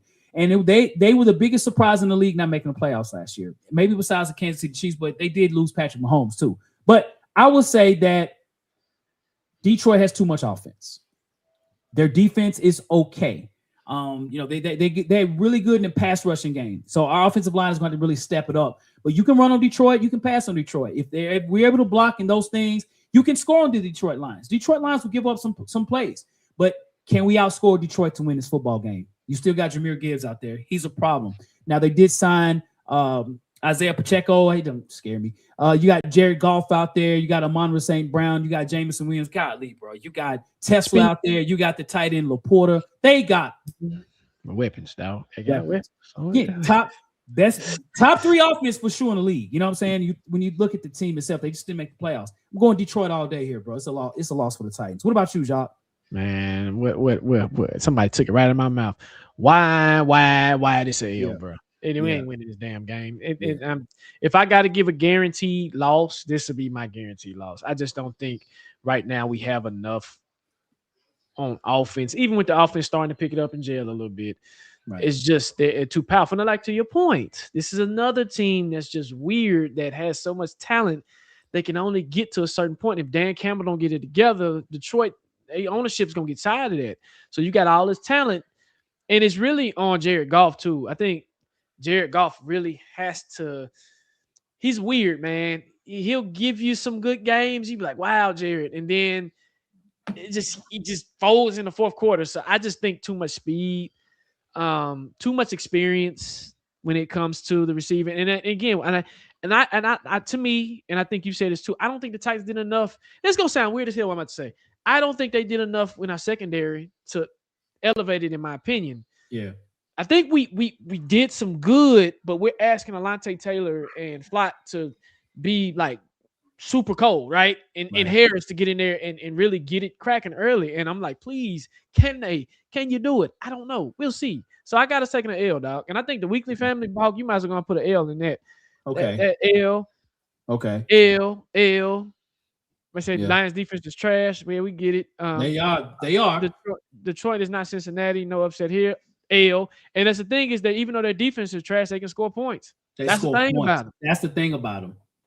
Jared Goff led the league in yards last year, bro. Yes. They scored points, and he's got weapons all over the field. You got first round picks all over the field. Like, you know what I mean? So it plays out. Yep. And they got the best left tackle in football. Like, they are Yeah. That's what I'm saying, bro. Like that whole division is weird, dude. Like, I don't understand it. Like, Cowboys, Detroit, like I don't know, man. That's just weird, dude. I don't know. Weird. But yeah, I got us losing. Losing that game. Right. We ain't winning that. All right. So the next game that we have on the schedule, Nashville, Tennessee, Indianapolis Colts, home game, December 20th. So, Jacques, Yes, sir. Talk to me. What you got? All right. So I know I had us beating them the first time, right? And again, I don't know the status of Daniel Jones. Now, about time, I think we'll know the status of Daniel Jones. But I Right. think I look at the Colts as a team that, and I say this every year, I think the Titans can sweep them. I think this is the only team in our division that we probably can sweep, in my opinion. Actually, having us taking a W here, another W. I feel like that they lost pieces, man. They didn't gain pieces like they should. I know they signed Alec Pierce. I get that. But do you let Pittman go? And I like Pittman actually as a receiver. I think he was more productive than Alec Pierce was, in my opinion. But I just think that they didn't do enough to add back to their wide receiver statement. And again, this is the second game that we play them.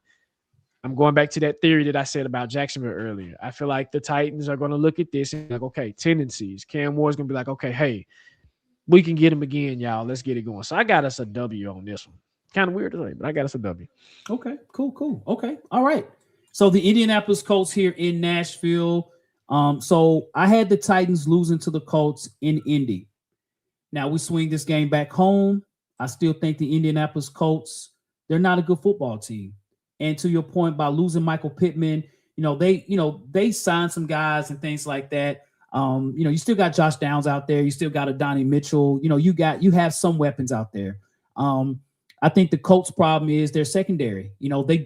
Kenny Moore just got cut. Kenny Moore's a free agent right now. And Kenny Moore's been their best corner the last 8 seasons there in Indianapolis. Then, again, I don't know what Daniel Jones, I don't know where he might be at this point in time in the year. Jonathan Taylor and those guys. The Colts are not a good football team. They're not a playoff team. They don't have a lot of talent. I do think they're good enough to beat us, and I mean when it's there in Indianapolis, but I think at home, I got the win here for the Tennessee Titans. I think we're going to split with the Colts. I think we're going to beat the Colts at home.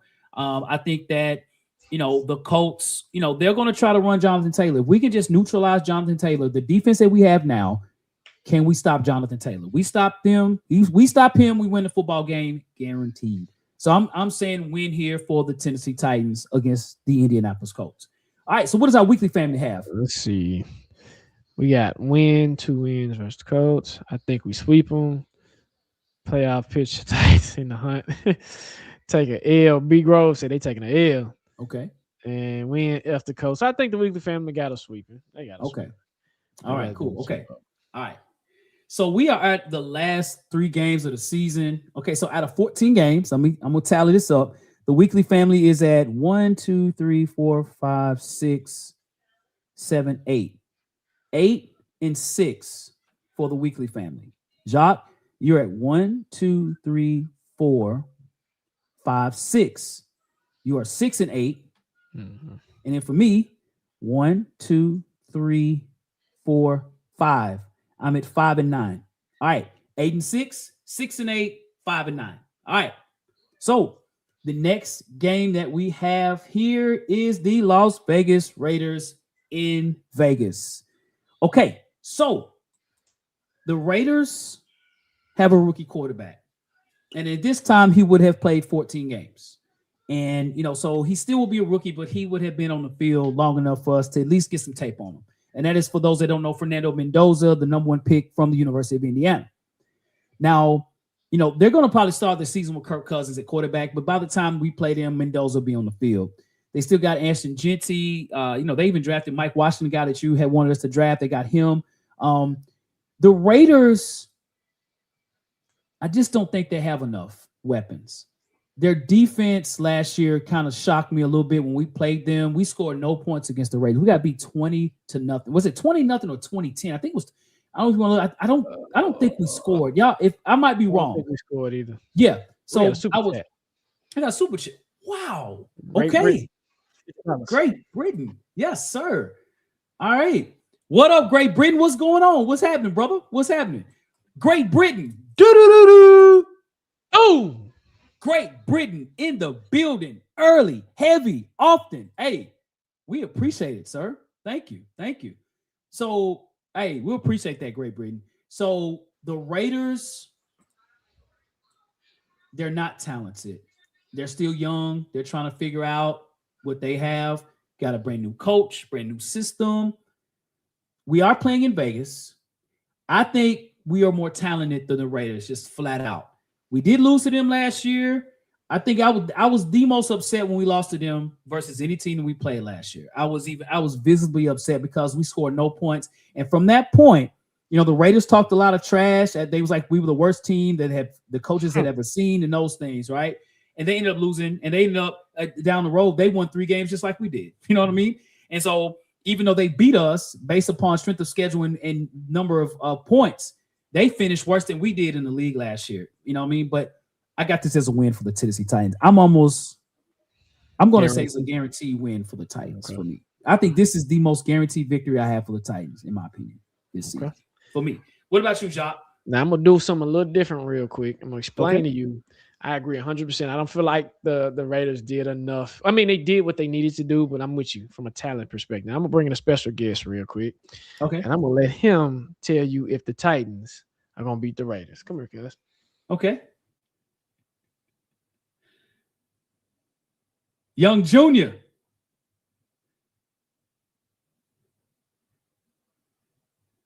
I can't hear you. There we go. There you go. All right, Young Junior. You know football. Mm-hmm. Will the Tennessee Titans beat the Las Vegas Raiders? Tell us why. Go ahead. Because You think they will? Yes or no? yes. Okay. Why? Because I think Look at the camera. Look at the camera. Cameron's gonna get a 20-yard touchdown, Mm-hmm.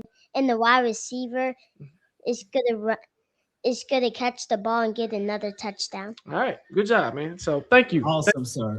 Thank you. Appreciate it. That's what I'm talking about. Yes, sir. We got to win for Junior, bro. Your mic is off. I still can't hear if you're saying something. Nope. Oh, Mike. Can you hear me now? There you go. Yeah, I can hear you. Yeah. Okay, yeah. So according to Junior, that is a dub, and I do wholeheartedly agree with him. This is a guaranteed win for the Tennessee Titans. He gave a little statistical breakdown there, but yes, I just don't think the Raiders have enough, and I think the Titans defense is going to, especially the ones that are back, are going to want that revenge against the Raiders because Jeffrey and them know they should have beat the Raiders. They should have beat them. I mean, it's just no reason they should have won. So for sure. Okay. So let's see, weekly family. Yep, with the dub, easy dub. He said, great job.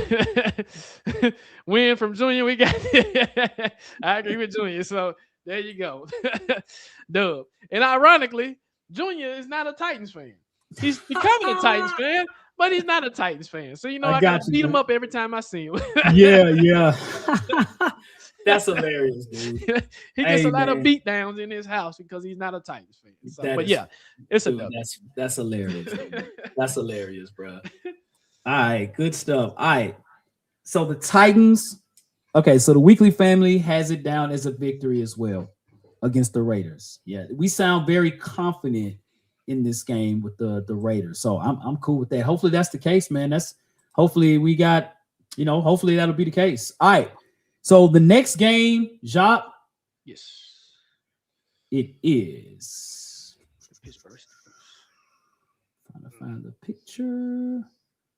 Oh, man, there it is. The Pittsburgh Steelers at home. So, Jacques, talk to us, brother. Man, Mike McCarthy. Yep. Aaron Rodgers. DK Metcalf. And I'm just going off pure history, man. I actually have the Titans losing this game. For some reason, I don't know why we struggle against the Steelers, but we tend to struggle with. Even on their down years, the defense is still pretty good. And again, this is another team that still can't get over the hump, but they'll do enough to beat the Titans. And I feel like with Aaron Rodgers coming back and Mike McCarthy's trying to get his feet back wet, I'm saying this is a loss, man. I'm not saying a beat down, but until we can beat the Steelers, it's an L, man. It's just an L. Yeah. What about you? I got you. All right, the Pittsburgh Steelers. Great point about Mike McCarthy and the offense that they have. I do think that, I'm not sure. I mean, Aaron Rodgers lasted the entire season last year. So I don't know, if that'll be the same this year. if he's not there and they got to play the rookie Drew Allar at quarterback, who's the backup right now, that's going to be a problem for the Steelers. And I think too, when I look at the defense, TJ Watt, Casey Hayward, they still got dogs on defense with the Steelers, right? Now, the Steelers are not a great, I mean, you got Joey Porter Jr. I'm not saying they have an incredible, great defense, but they have a very good defense. And they do have enough weapons on offense. You know, I think this will be a loss for the Tennessee Titans as well here. And I know they play in Nashville. Now, I will tell you, if there's two upset games, I think that could happen. I think one could be against the Jags, like the home game with us, and the home game against the Steelers. I could see this being an upset. I can. But I put my money down. I would say I'd go Tennessee will lose against the Steelers here at this spot. I agree. So I agree. All right, cool. So what do we have in the comment section from the Weekly Family? Awakening said he's giving an upset. He said okay, W. upset. All right. Jay Burks, I think he's going with the L. We never beat the Steelers. I think Great Britain is with the same. Yeah, that's right. I'm going to coach L. I think it's an L. They think it's an L. It's an L. And again, and I'm with you, Mike. It depends on who the quarterback is. It really depends on who the quarterback is. It does depend. It's just that's the. But even then, you know what's crazy? Even when they did have like a janky quarterback, we still can't beat them. It's. I know we can't. I just don't understand, man. I don't get it. I don't get it. Yeah. So even when they beat us when they had Kenny Pickett. I think they did.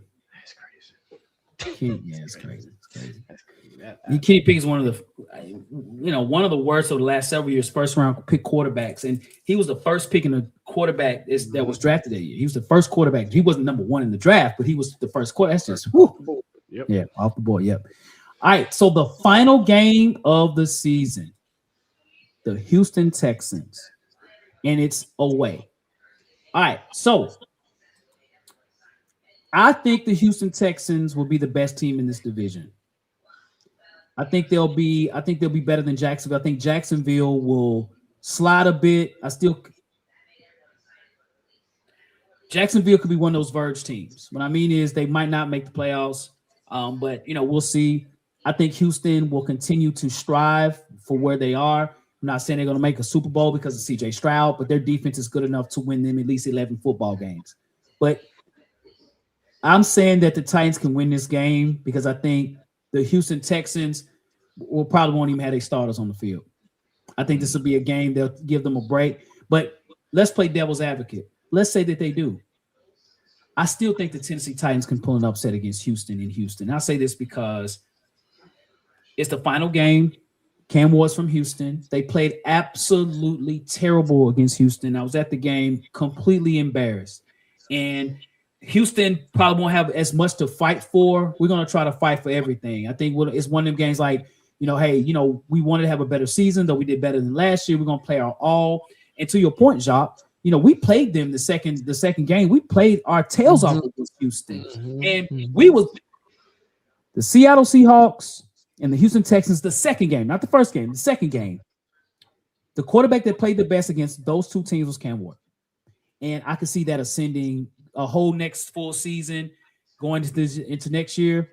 I got the Titans winning an upset against the Houston Texans last game. I got the Titans winning this game. What about you, Jacques? That's going to shock you. But I have us taking an L on this. I do. And it's because it's away. And I just feel that the Texans defense, like you said, is pretty solid. It's really on C.J. Stroud, in my opinion.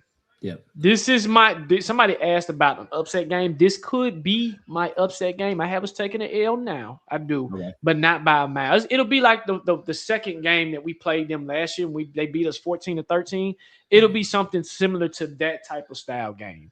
Okay. I still say we're going to take an L. I do. I think this is the only team that I have us sweeping. But again, the defense is good. I still think the Jags are. I know I'm a Jags hater. I can't stand the Jags, but I just think the Jags are a lot better on offense. And I think the Jags can take the division again. It just like I don't know why. I just have a feeling. I'm like they just coach very well, and I think that's off the whim of Glenn Cohen. But I just have us taking an L on this, dog. But it's a close L. It's a close L. Cool. So. Okay. Okay. You see, we All right, got weekly Dub, family. W. L. Mouse. We drop a L. L. Split with them. I have us losing this game, but winning us 9. Losing wild card spot W. And yep, so it's an L from the weekly family. Okay. Okay. All right. The predictions are done. All right. 17 games. We appreciate everybody rocking with us on the show. So as far as the weekly family, I'm gonna pull this up here, the schedule. Okay. All right. So the weekly family has the Titans winning 1, 2, 3, 4, 5, 6, 7, 8, 9. They have the Titans going 9-8.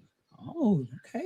Interesting. Okay. I was sitting there because there's a few times we had them in a losing streak from the weekly family, with them beating the Jets, beating the Giants, beating the Texans, beating the Colts, beating the Browns, beating the Bengals, beating the Commanders, beating the Colts, and beating the Raiders. 9-8 for the weekly family. All right. Jacques, you have the Titans winning 1, 2, 3, 4, 5, 6, 7. So you're 7-10. Okay. Jacques, you have us beating the Jets, the Giants, the Colts, the Browns, the Jags, and the Colts and the Raiders. All right. So you're 7-10. All right. For me, I have 1, 2, 3, 4, 5, 6. So Jacques, you and I both have the Titans at 7-10, and the weekly family has us at 9-8.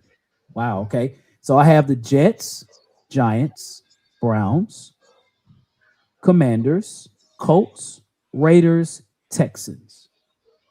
So 7-10 for you, 7-10 for me, and the weekly family has them at 9-8. So 7-10 for you and me. Okay, so weekly family, tell me what your thoughts are on that, y'all. Before we'll get into the live chop up, y'all tell me what you think. Do y'all agree with that? I know there's some people. I know Mike. He said he didn't agree with it at all, and I understand. I get it. I think in weekly family, correct me if I'm wrong, a lot of people are looking at what the Patriots did last year, and yeah, I think my Awakening said we just not losing to the Texans twice or the Jags twice. Now we did lose to them twice last year. I mean, we did. Technically, you got smashed. Yeah, technically that's been a trending topic for a while. Yeah. So I mean, you got to give them their credit. They are pretty good. Again, we're just banking off what they did last year. We haven't even seen them like practice, really practice, and we haven't heard any rumblings. We haven't physically seen them practice. Yep. And it usually can tell you, hey man, this is what we see. I mean, yep. And again, and somebody said they're fine. Patty Boy says, and that's 7 wins is better than 3. It is. That's the thing. Like it's like when those things are being, it's almost like it's always bad news and all the time, bro. We've won 3 football games the last 2 years. 7 games is more than we won in 2 years total. Yep. That's a huge jump from 3 to 7. You know what's crazy? Mm-hmm. If we win 7 games this year, I'm gonna tell you something. That gets me excited because what is capable of next year going into the new stadium? Because if you can win 7 games, then that tells me you can start trending up. Now, my win total might double next year. It might triple next year. It depends on who we play, right? So if you win 7 games, that's an achievement that hasn't been achieved in 4 years, I think. Yeah, man. It's been about 4 years. It's been a long time, man. Yeah, it's been 3-3. Then the year before was only won 6 games. You know, we've only won 6 games in 2 years. Yeah, exactly. Yep. Mm-hmm. So I mean, okay. All right, we are at our favorite part of the show, y'all. We're gonna go here a few minutes here with the live chop up, y'all. As you all know, this is your opportunity to ask us questions, man. Throw your questions out there. If you have a super chat, of course, it supersedes any other question. Hey, throw your questions out there. We'll fire off answers as quickly as we can. So I'm gonna go with Awakening. He had the first question. Okay. Give us your surprise upset of the year. Who are the Titans going to upset, and how many upsets? 1, 2, or 3. I think you said. How many did you have? 2. You said 2 upsets, right? So yeah, the one upset for sure that I have is Houston, the away game in Houston as an upset. And what other? That's the upset. You said the Steelers. I have us losing against the Steelers. Oh. I had us beating Washington, but that's not a shocker. I only have one. That's the Texans, the away game. The other games, I said, so what I said about the Steelers and the Jags, if I had to say an upset, it would be them. But if I'm putting my money on it, I'm going to say those are losses. But I'm going to say the one that I had marked down was Houston last game of the season. What about you, Jacques? So I got 3 upsets, if they can happen. I don't know if they will. Okay. Dallas, the Lions, and the Eagles. I'm going to tell you why. It's because they're not checking for us like that. You see what I'm saying? And sometimes when you're not checking for teams like that, they tend to sneak up on you. So maybe you can catch them slipping and everything. So I say those 3 teams. This is me. Gotcha. Now we got a $5 super chat from Great Britain. Okay. All right. Let's give them the boom and I'm gonna read it. And I'm okay. Gonna comment on all right. this. Okay. All right. Great Britain. Boom. Boom. Ooh, my bad. Yeah. My bad. Hey, I'm hot. Great Britain in the building. My bad. Go ahead, sir. So he says, it's hard to believe with all the money spent on this staff and on the team that we will have only 7 wins. We at least getting 10 minimum, maybe 9. All right. So I am going to say this. Britain, you're not incorrect, my friend. Strange things have happened. Okay. Yep. I look at the Patriots last year. The Patriots spent a lot of money in free agency. They did. And they had a schedule that was pretty simple. Yep. They did. And they took advantage of it. Every advantage of it, they did. Is it crazy to say that the Titans can win 10 games or 9? Actually, no. Because I'm going to keep iterating this and I'm going to keep saying this. This organization hasn't had a coaching staff like this in a long time. Okay. And a coaching staff with 3 head coaches on it and all this experience. And you bring in all this experience on the defensive line. And like I iterated earlier about the wide receiver room. We can't discount what Wan'Dale Robinson was able to do, right? Because we don't talk about him enough. You went in and got Cardinal Tate. You're at least trying to get to the next level. So the expectation from the fans, y'all seem to be different. Of course, me and Hawk think we're going to win 7 games. But at the same time, I do agree with you. We have spent a lot of money. Is it far-fetched to say that the Titans can win 9 or 10 games? It's not. It's not. I'm living in reality, though. The reality is I'm going to stay on this side because they've disappointed me so much. But I'm not going to say it can't happen. I'm not going to say it can't happen because some far-fetched crap has happened. Hawk, did you think the Patriots were going to go to the Super Bowl for what they did? No, I didn't. No, I didn't. You know what I'm saying? No, I didn't. Like I said, things can happen, but I don't think so. That's why I would be shocked because I don't think I was shocked for the Patriots. I'd be shocked for the Titans. Like I wouldn't. I would because, I'm not. I don't think we'll get to 10 wins. You know what I'm saying? If it does happen, I will be very shocked to go from 3 to 10, and I'd be happy. I mean, you know what I'm saying? And so, and I would be shocked if the Titans win 3 games. I'd be shocked if we don't improve. You know what I'm saying? So, I just think that in between that is kind of what I'm looking at. You know what I'm saying? But if we got 10, I mean, of course, I'm cool with that. So. And I think I say this. Not only is Robert Saleh trying to change the mindset of the team, he's trying to change the mindset of the fan base too. And I respect that. And I'm like, hey, we want to get back to the days of, because again, I told you, Robert Saleh kind of reminds me of a souped down version of Vrabel, right? A more successful coordinator version of Vrabel, but he reminds me from a mentality perspective of how Vrabel thinks. And I know they can get back to, especially with the talent. Hawk, I'm going to be honest with you. Yeah, some people can say that the Titans didn't do enough in free agency and whatnot. I think the Titans did a damn good job at bringing in talent that they needed to elevate what we had last year. Last year we had this. Now you at least have something that you can be like, all right, cool. I'm cool with that. I can really rock with that. So, and again, I believe in the coaching staff. If I'm going to go on record and say this, Jock believes in the coaching staff.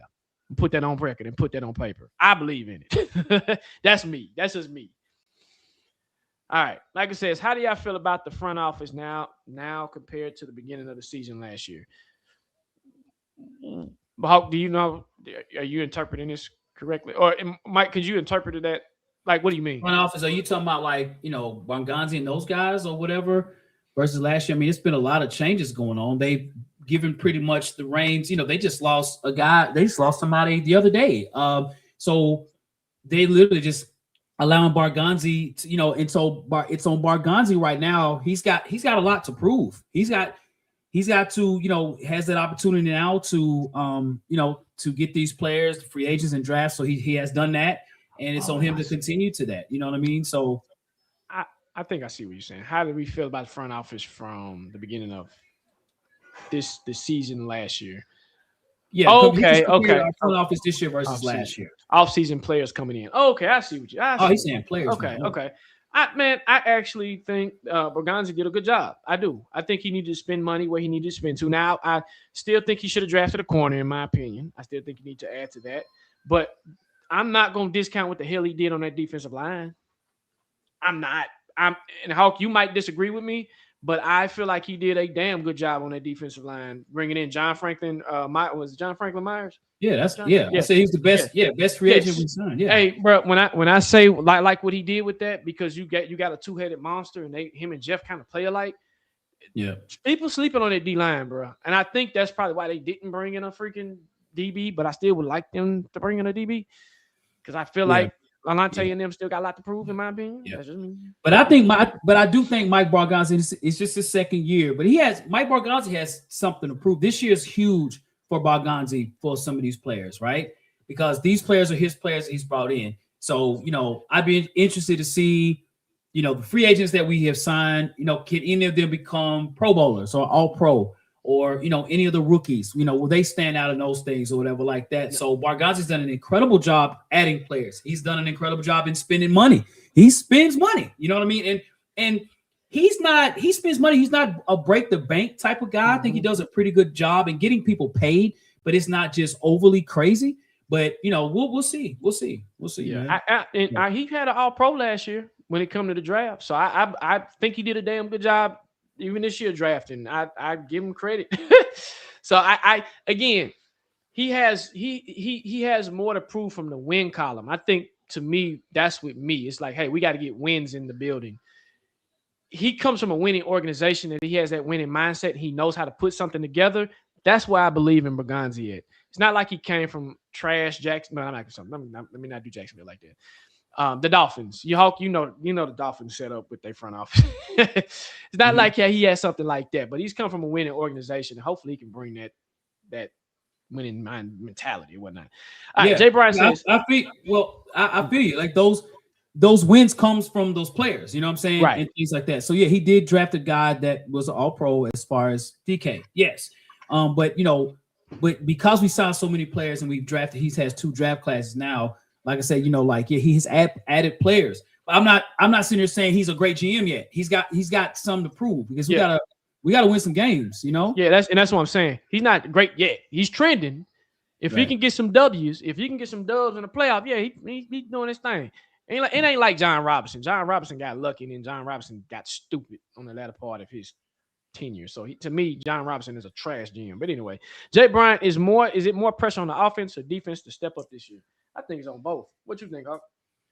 So it's on the offense because I think the defense last year wasn't good. Yes, and they got worse towards the end of the year because they had a lot of injuries.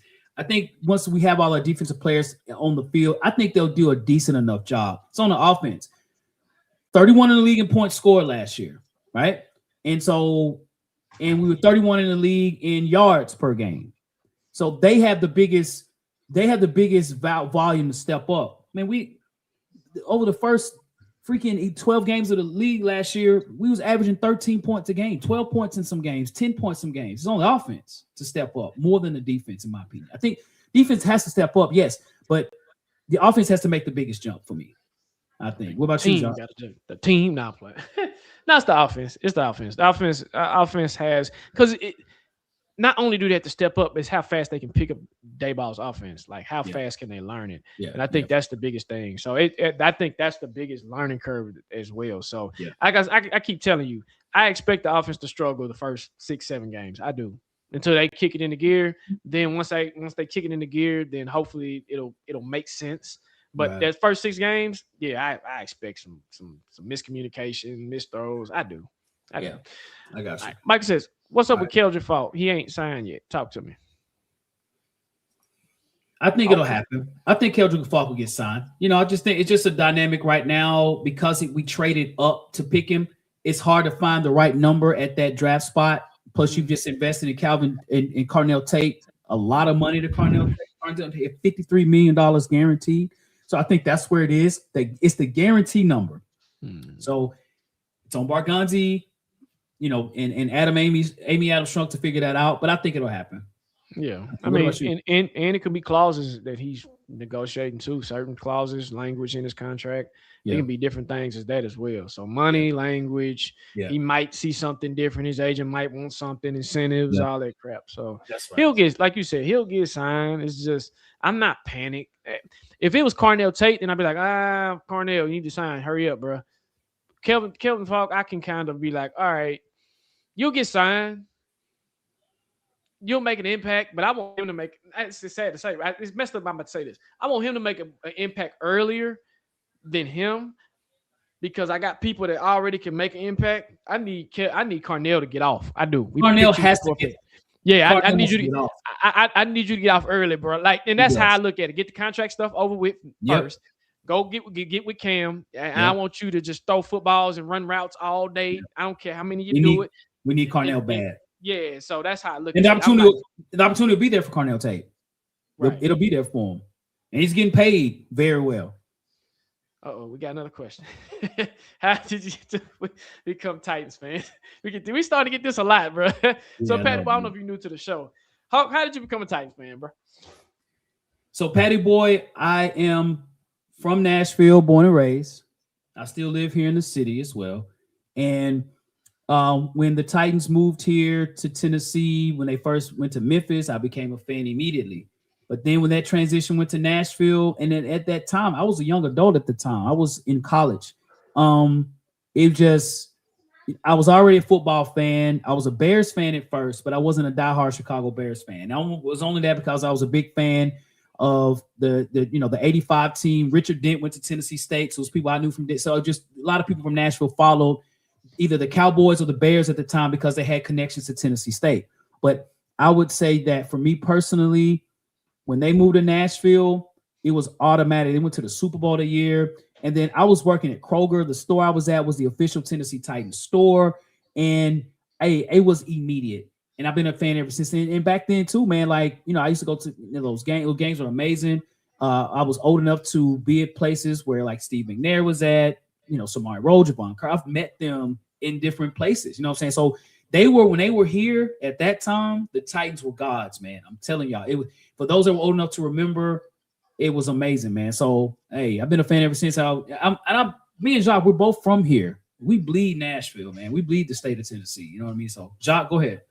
So sort of similar. I'm a lot younger than Hawk. So, again, back in the day, my team was the 49ers. And when they ended up coming to Memphis, becoming a Tennessee Oilers fan first because of my pops. And right when they moved to Nashville, funny story, they did a little thing where and if you're from Nashville, you know this, they allowed the city to kind of help name the Titans. So they put out a contest to say, hey, who wants to name the next football team? So everybody from school students to grown-ups to everybody throwing they bid in the hat. And then finally they became the Titans. And I think the luxury that we had was that 99 year was crazy. I was one of the first people in the Titan Stadium, which was ironic because I had one ticket. So me and my pops went to the first preseason game in the Coliseum. Never forgot it. We sat at the nosebleed. Now looking down oh my God. But they became, when they went to the Super Bowl, man, and then when they lost, I cried like a baby. I literally cried. Saw the Music City Miracle.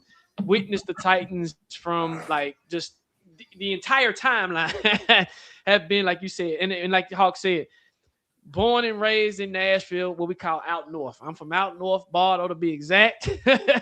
So I was always close to downtown, close to Tennessee State. So I've always been a Titans fan from the inception, from the Neil O'Donnell days to the Billy Volek days to the Lorenzo Neal days to the damn Randall Godfrey days, Kenny Holmes. Man, I can just keep going on. That's how we bleed the Titans. My shout out to my boy Ronaldo Hill.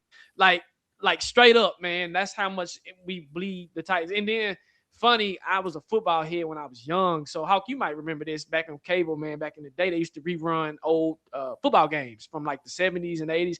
So, learning a lot about the Oilers when the Oilers came to Tennessee, I had no clue. Yeah. But then that's when, like, the first year getting cable. And I was like, oh, man, let me check out the Oilers, learn about Earl Campbell, Billy White Sox, all that, man. So, that's my journey as a Titans fan. So, when we and Hawk talk about the Titans, we're some of the most rare podcasters that are in the city. Now there's some that there's some that's probably there, but you have them all spread out everywhere. Me and Hawk can literally say that we are right down the street, literally, right? Hawk's more closer than I am. I moved like 8 minutes from the stadium, literally. Right. So it's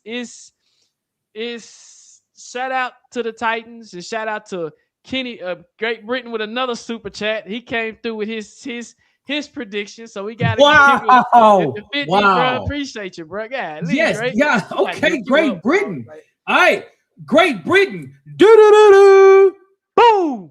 Great Breezy in the building, man. Hey, we appreciate it, man. Hey, y'all follow Great Britain on YouTube. Man, hey, if you're on Instagram, TikTok, whatever, Great Britain, maybe you want to put your name tag in the comment section, do that, bro. Throw your handles. So yeah, that's how we became Titans fans. So great, thank you for asking, Patty boy. And if you knew again, if you come through, man, ask us again, bro. Yeah. So Michael says, how y'all feel about the tight end room? How you feel about the tight end room? That's a great question, Mike. And one last thing too, with Great Britain. Hey, shout out to you with his predictions. He has at least 9 wins and 10. Okay, I'll just count. Okay, cool. Okay, all right. Tight end room.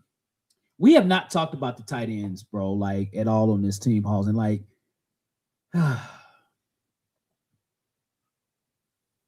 I think it remains to be seen. I'm not sitting there saying we straight, we good. I have to see. I mean, we got Gunnar Helm, he's a young guy, you know what I'm saying, or whatever. He's got, he's got things to prove, you know what I'm saying? And so he will have that opportunity to get out there. The Titans feel confident in him because we ain't signed nobody except Bellinger. We only have 2 tight ends. You got David Michael Robertson and some other guys that no one knows really. You know what I mean? So it's on Gunnar Helm, and Gunnar Helm is a very good blocking tight end, and he can catch the football very well too. So the tight end room, I'm not highly impressed with, but I'm happy with Gunnar Helm. I wish we could have maybe another tight end on the team, maybe in a free agency, maybe because somebody gets cut or something like that. But that's how I feel. What about you, Jacques? I look at it a little different. If I got an offense and I'm coaching, I want my receivers to be first, tight ends to be second. If I'm using 12 personnel, come on in, tight ends, do your thing. But when I look at a Dayball's offense, how does Dayball use tight ends? I'm not talking about the Titans. I'm talking about Dayball, our offensive coordinator. So when I look at it a different perspective than I think a lot of people. Yeah, the name's not there with Chig or whatnot. And even when we had Chig, our tight end room was cool. I like Chig, but I wasn't like, yay, tight end. Yeah, tight end room is amazing. No, tight end room was cool last year too. It's like, okay, it's cool. Just like this year. Okay, it's cool. But I think the most important thing is how Dayball will use his tight ends. Dayball, how are you going to use the tight ends? You let me know how you do it. If you feel like Gunnar Helm can go on the L and do his thing, do it. If you feel like he's more of a seam tight end, do it. If you feel like he's more of a blocking tight end, do it. Same way with Dillinger. Dillinger. He's used Dillinger before. So I look at it a little different. I'm not panicked with the tight end room because I look at it more from a scheme perspective, and I look at it from more Dayball. Hey, how are you using him? You see something, he fits your scheme. All right, cool. Let's rock with it. That's my thoughts. We'll go one more question. Oh, we got a $5 super chat. They coming through. Jay Burks. Okay. Man, all right, bro. I think you're going to take us home. Well, we got one more. I'm going to give one more. Hold on. Do you guys think we make any surprise cuts or acquisitions before the season? If so, who and what position would you like to add? All right. Jay Burks. Do-do-do-do. Boom. Jay Burks in the building. Appreciate it, Jay Burks. 615 in the building. You did? Do you think we make any surprise? Of course. The answer is yes. That's always the case, right? So then the question is who, right? Who gets so all right. The quarterback room is very interesting. We got Hendon Hooker, we got Will Levis, and we got Mitchell Trubisky. One of those to two of those guys will get released this year. I don't know who, right? And I don't know if that'd be a surprise, but I mean, quarterback room is pretty good if you ask me. You know, as far from a backup standpoint, that's a pretty good list of quarterback to back. So, you know, I think some other players like, you know, I don't know, Tony Pollard, you know, that could be a surprising cut. I would like to keep Tony Pollard, honestly. You know, it's something would have to happen. But outside of those, maybe a surprise cut, maybe Cody Barton, the linebacker.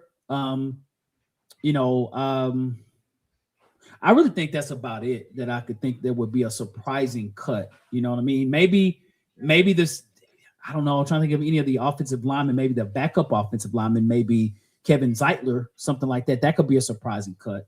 So, but I don't know. What about you? From a running back perspective, Singletary, Nick, I think it's Nick, right, from Penn State. Mm-hmm. He's not healthy yet. If he happens to get healthy, look out for Tajay Spears. I'm not saying TP, but you could go TP. But I think TP is more of a focal point in his offense. I do. I think Will Levis for sure. I think he's competing. He's fighting for his job, like literally. I want to say Ridley, but no, not really, not just yet. But it depends on what type of training camp he has. And if he gets up to speed fast, because I think Ridley was disappointing last year. And to your point, Cody Barton. I think Cody Barton is the key here because if he doesn't fit in Robert Sala's defense, our guy from Texas is gonna fit. He's gonna slide right in. He better get it together. He better get it together fast. So Big Bad says, do y'all think Titans should bring in another wide receiver veteran in this group? How do you think we need to bring in another wide receiver? Yes. We were a 3-win football team. You bring in anybody that wants to come here and make this team better. Yes. Why not? What about you, Jacques? You got Calvin, you got Wandale, you got Carnell. You can bring in Stephon if you want to. I mean, you can. It's gonna be a crowded room. Somebody ain't gonna get no love. But I mean, if you want to bring them in for a 1-year deal, you can. I mean, why not? I mean, if you feel like Carnell's not getting up to speed, you can bring him in, or you can try to develop what you got. I mean, it's again, Dayball. What do you want? I'm gonna keep asking that question. If Dayball say, "Hey, I want Stephon Diggs," go get him. If Dayball say, "Hey, I'm cool with these guys," then I'm cool with them. Again, Hawk, we dealing with people that know what they doing. That's why I ain't tripping. So I say you can try to get Stephon. I go get Stephon. If you were Brian Dayball with the roster we have, what would you do? I trust Wandale. So I trust Wandale. It really depends on Carnell. If Carnell can get up to speed like fast, I ain't going out to get another receiver. No, I take that back. I'm gonna give you one better. It's on Calvin. If Calvin can pick up my offense fast, and if he can get on same page with everybody and stop dropping footballs, cool. If he gets the tripping early in training camp, get rid of him, bring me Stephon. Because at least I know I can trust Stephon. I work with Stephon with the Bills. He knows my offense. So that's how I look at it. It depends on two people, Carnell Tate and Calvin Ridley. If Carnell can pick my offense up fast and he's showing signs in at least early in mini camp, and I think the most important part is if he's showing signs early when we're in that film study. If we're in film study and he's calling out my coverages, and if he's calling out my stuff, we cool. But if he's struggling, we got a problem. Bring in Stephon. So yeah, I got you. Yep. All right. Cool. And I know Stephon's legal problem. Shout out to Stephon for beating that case. But bro, you gotta stay clean, dog. Yeah. You gotta stay clean, dog. Yeah. You gotta stay clean, man. You gotta stay clean. So cool. Okay. All right, cool. Okay. All right. Well, listen, folks. Look, we want to say thank you all for watching the show, y'all. The scheduled show. Again, one of our favorite shows, as always, right? Anytime we get a chance to sort of fine tooth comb some things, bro. Right? Especially when the fact I have no idea what Jacques, what you know, saying that what you're going to present, right, and vice versa, right, and even the weekly family as well. So I appreciate everybody being involved, being included, and I think the in the weekly family today that gets the special seat on the table today at the dinner table is that boy Great Britain, man. We appreciate you, brother. We really do, man. Shout out to you, definitely, and everyone else that has donated as well. Call Jay Burks and everybody as well. We appreciate your favorite ginger. We appreciate that as well. Listen, if you have not followed us here on YouTube, shame on you. Follow us today, as well as on Bleacher Report. We are the official Bleacher Report podcast for the Tennessee Titans, man. Y'all check us out on Bleacher Report. Just download the app. You know, it's pretty much updates all the time. You know, we have shows on it on a daily basis. We have daily TikTok videos. We got daily Instagram, YouTube. Hey, we working out here, y'all. And we love what we do. We appreciate y'all as well joining the show as always. We appreciate everybody's support. Yep. And when y'all do go to those entities, hit the like button. Puts us in the algorithm. It helps us get more content out there.